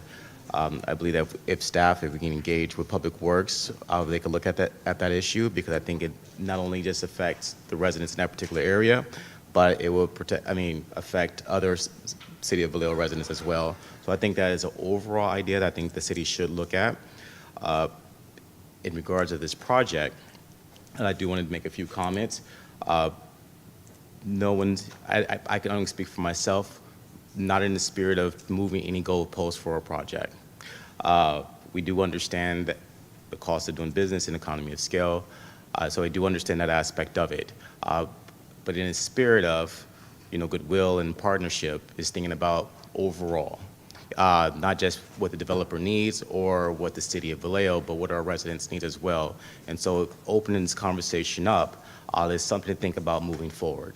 Yes, we do not have a policy in place, but the hope is in the future, any developer will like to keep that in mind of what the residents here in the city of the Bay Area, especially here in the City of Vallejo, what those needs what they might be, and try to address them in the best way possible, because it will be a request, it will be an ask. Are we serving in the best interest of our community? And then that would be the ask. This is why we're thinking about different variations of the project and different aspects of everyone else. So this is something that we want to know, have a discussion going. We do understand that this project has been going into years, going for years. And there are benefits to this project, to the City of Vallejo, that we do understand. However, we want to try to make sure that that benefit spills over as much as it possibly can to everyone who will be indirectly or directly impacted by the project going forward. However, I do see, reviewing everything, I have my findings. I believe there's the findings of facts that it does meet the general plan. It's consistent with that. Zoning, excuse me, I have my notes, and the development review and the minor use permit. So I do see that there is alignment here in the City of Vallejo and our goals here, but there always will be an ask. So hopefully moving forward in the partnership, and the goodwill of thinking about the community, we can think about a lot of these points that we have brought up and have been discussed today. So with that being said, I'd like to open it up for a vote moving. Oh, you need to close the public hearing. I'm sorry. Thank you. So with that being said, we can close the public comments. public hearing. and the public hearing. Thank you. Thank you, commissioners. Yes. So again, thank you for the discussion. Thank you for everyone's participation and for the community bringing up their points. I would like to open this up to, for a motion for this project. Or you guys can deliberate too. I mean, now's the time to deliberate. I'll make a motion to approve. Sorry, I don't have the, Take your time. sorry. I cleared it from my phone, sorry. I'll go ahead and make a motion to adopt a resolution making finding relating to an addendum to the Certified Environmental Impact Report for the General Plan 2040 and approving a vesting tentative map TM23-003, Development Review DVR 23-0042, Exception XC24-001, Minor Use Permit, MUP 23-0019, Landscape Review LR 23-0013, and Design Review DR 23-0019 for the development of 130 single-family residences at 201 Rollingwood Drive, APNS 0072-170-050 and 0072-050-060. Thank you. I would like to offer a friendly amendment along with that, in that the developer will work with the city and whoever else they need to work with regarding the 8-foot masonry wall, as well as have the city's traffic engineer go out and look at specifically is it the Dryden intersection to assess any accidents that have happened at that intersection, in him factoring putting in a stop sign. Hopefully that wasn't too long. I second the resolution as well as the addendum. All right, let's see that they have it all recorded.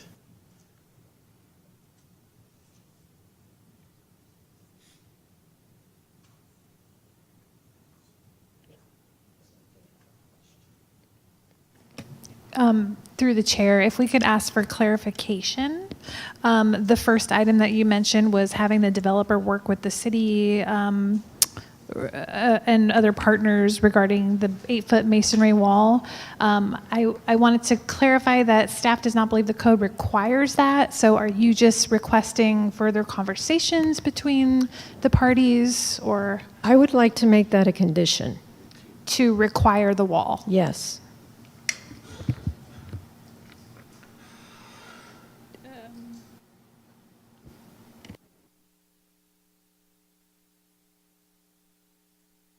So even though it's not required under the code? And who would pay for it? I don't know. The developer would pay for it. Day one? Even though it's not required under the code? Well, we could talk about splitting costs Between with the the current property homeowners. owners?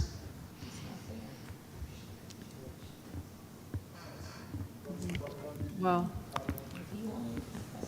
And just to clarify, there are no current homeowners where the proposed masonry wall is. So, we are not supportive of making it a condition, but we've already told John in a letter that we're happy to construct it provided we enter, because it also requires construction and maintenance agreements with the adjacent neighbor in order to construct. So while we're not supportive of making a condition, we will work with John, and as long as we can enter into the agreements, construction, maintenance, a license to construct it, we're willing to. and Mr. Chen owns that property? He's the representative for that. The owner? The property. So it's a vacant parcel, just so you understand, it's a vacant parcel, and there's no home there. I'm not in favor of the developer paying for something that they don't know what they're paying So for the yet. way the code reads, Cesar can read it to you, a wall would only be required if there is a commercial use in a residential zone on that property. And there's no use there now. Yeah, I'm sorry, if the business owner would like a retainer wall there, I think that is your responsibility. If you want it, it's on your property line. Can I speak? Sure. My interpretation of the code is that for walls on property lines with differing adjacent uses, residential to non-residential, which our site is by land use designation adopted in 2021, neighborhood mixed use is a non-residential use. But and that code objectively requires an 8-foot tall. A neighborhood mixed Area. use allows a mix of uses, so it could be either residential or commercial. So depending on what the final use approved there is, you don't. I'm need not talking uses. about how the space is being used from a little u. I'm talking about land use designation, capital, neighborhood, mixed use, NMX. That's my interpretation of the code. So through the chair, Yes. the code section that Mr. Chen is referring to is section 16.505.02 E1 little a, which states non-residential uses.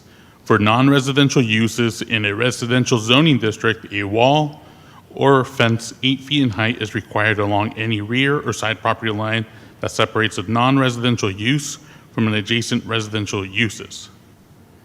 And then it says no chain link fence may be installed along the rear property lines and any side property line not abutting a public right-of-way, subject to review and approval by the director. Razor wire or barbed wire fences that cannot be seen from the street review are allowed. So the interpretation of that section is if a non-residential use is established in a residential zoning district. The proposal before you this evening is a residential use in a residential zoning district.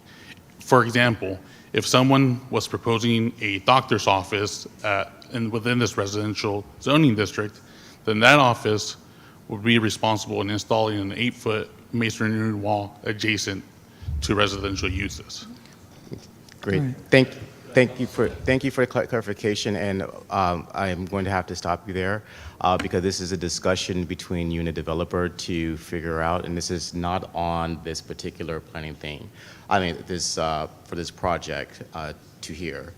I don't want to set the precedence of trying to negotiate between how this will be actually worked out based on the requirements and our zoning requirements.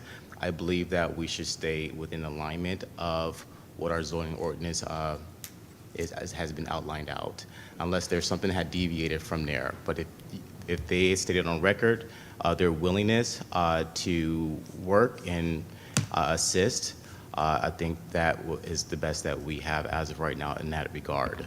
Unless there's any other comments, I would like us to stay in alignment and not deviate too far. Yeah, I do. I just want to correct something. And this was my mistake. I thought that we were talking about residential to residential. I did not know we were talking about an open piece of land. Okay? And that's what this gentleman is, I guess that's the land that he owns.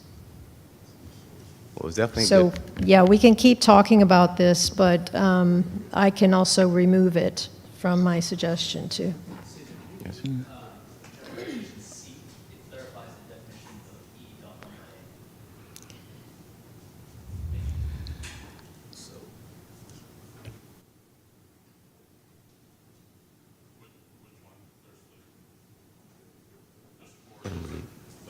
We don't know how to read it. Through the chair, can we vote on what we're to vote on, which is the land use? Because this is out of our purview, and Well, so, What I would like, yes, I agree with that. What I would like us to do, and I do want us to get to that point, since we had deviated and we did open up for Cesar to read the code, we'll let him Thank you. read the code, and then after that, if we decide to remove that item, Yes, then sir. we can move to our vote. Yes, sir. If that's okay.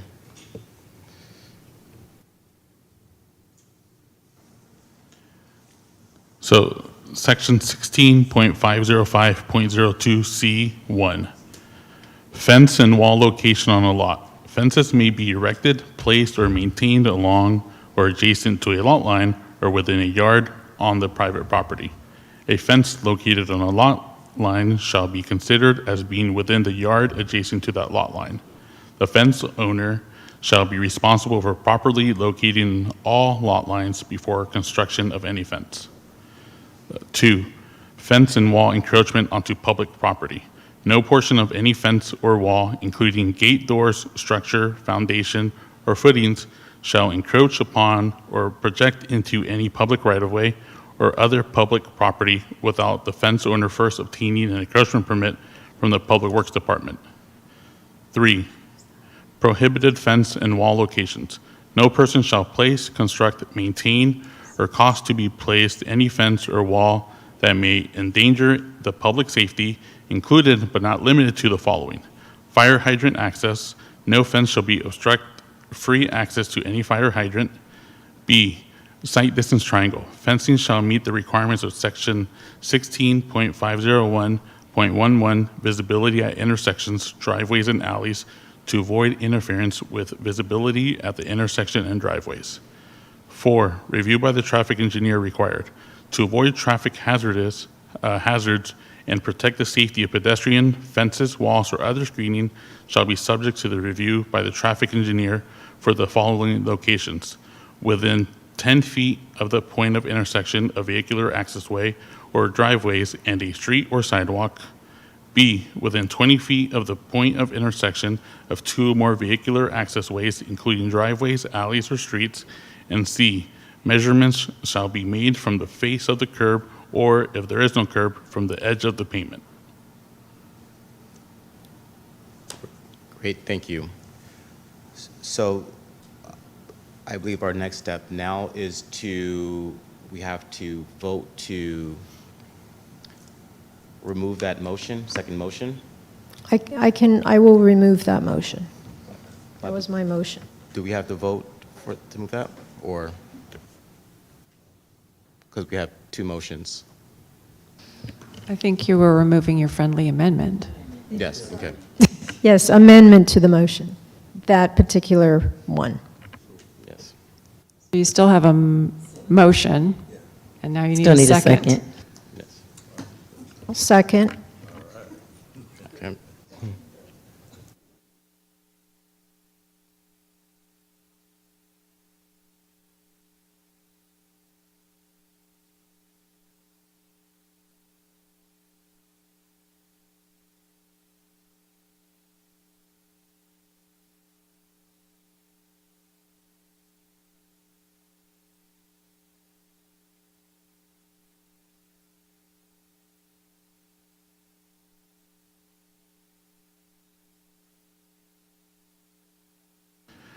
So through the chair, we're going to pull the vote again. Someone did abstain from voting, but everyone has to vote.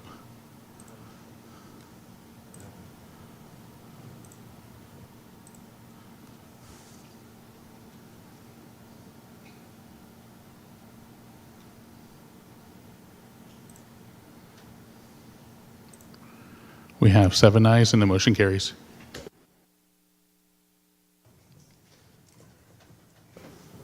Great.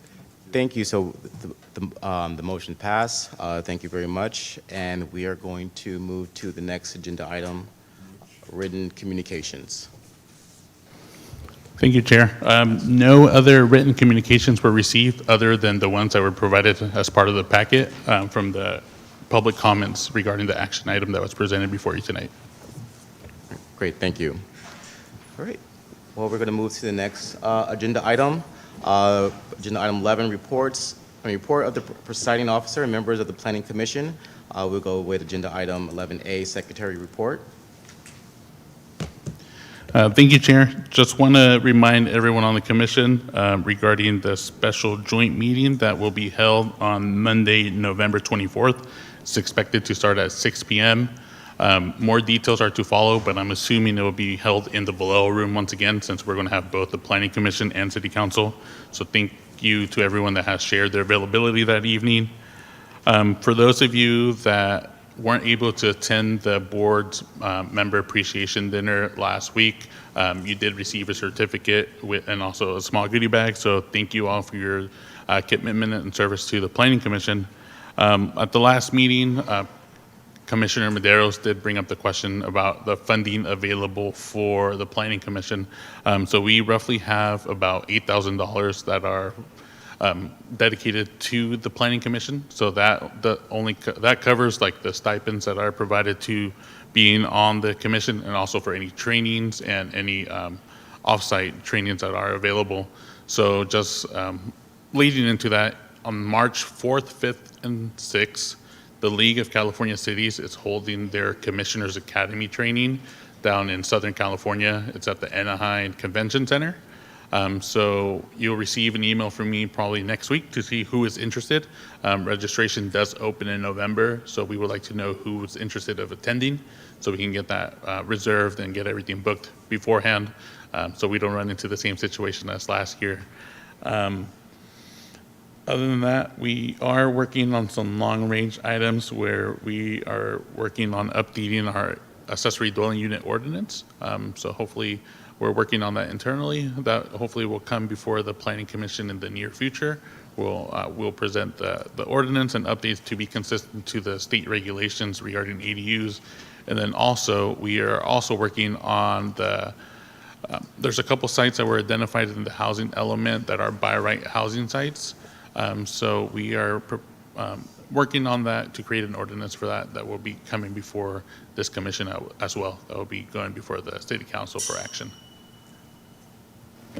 Great, thank you. If I could add one other note too, I just wanted to mention that we did just release the RFPs for both the downtown specific plan and the waterfront specific plan. So those are currently open, and they will be open until December. I forget which date, but it's the beginning of December. Great, thank you. Through the chair, I have a question. Weren't we going to make amendments to the housing plan to deal with how we respond to evictions and things like that? And price control or whatever? I remember that being a big deal with the housing plan. And it seemed like we were going to get to that pretty quickly, but, of course, time goes by. Yes, we have initial work associated with that actually folded into one of the first task items or phases of the downtown specific plan work. So that was kind of why I wanted to mention that we opened that RFP, and we are actively looking for consultants right now. So as soon as we get a consultant on board, they will be able to get started with that task item. Okay.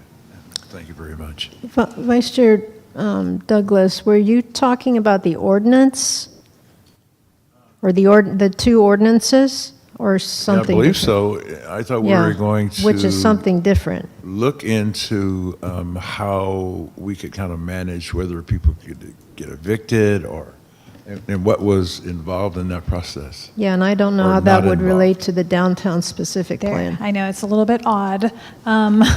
The housing program is related to renter protections and housing stability.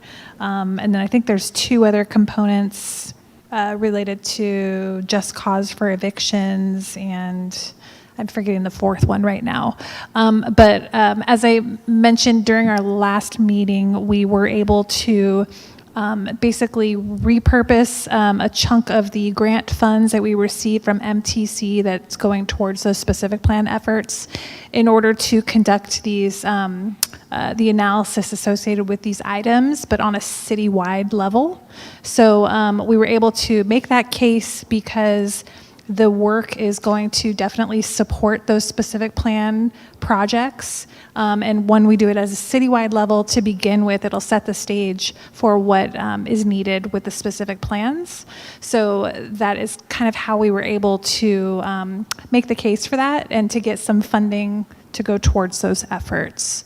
So like I said, it's a little bit confusing, but it's definitely moving forward. And I'm happy to talk more about it offline if you have additional questions. Great, thank you. All right, we can move to the next agenda item, the city attorney's report. I have nothing to report. Thank you. All right, thank you. All right, and then we can move to the next item, 11C, report of the chairperson and members of the commission. I don't have anything to report. Anyone else have it? All right, great. We will move to the next item, 11D, report of the ad hoc subcommittees. And I believe at this time right now, we don't have any ad hoc subcommittees. So we could move to the last portion. We can conclude and adjourn the meeting. There you go.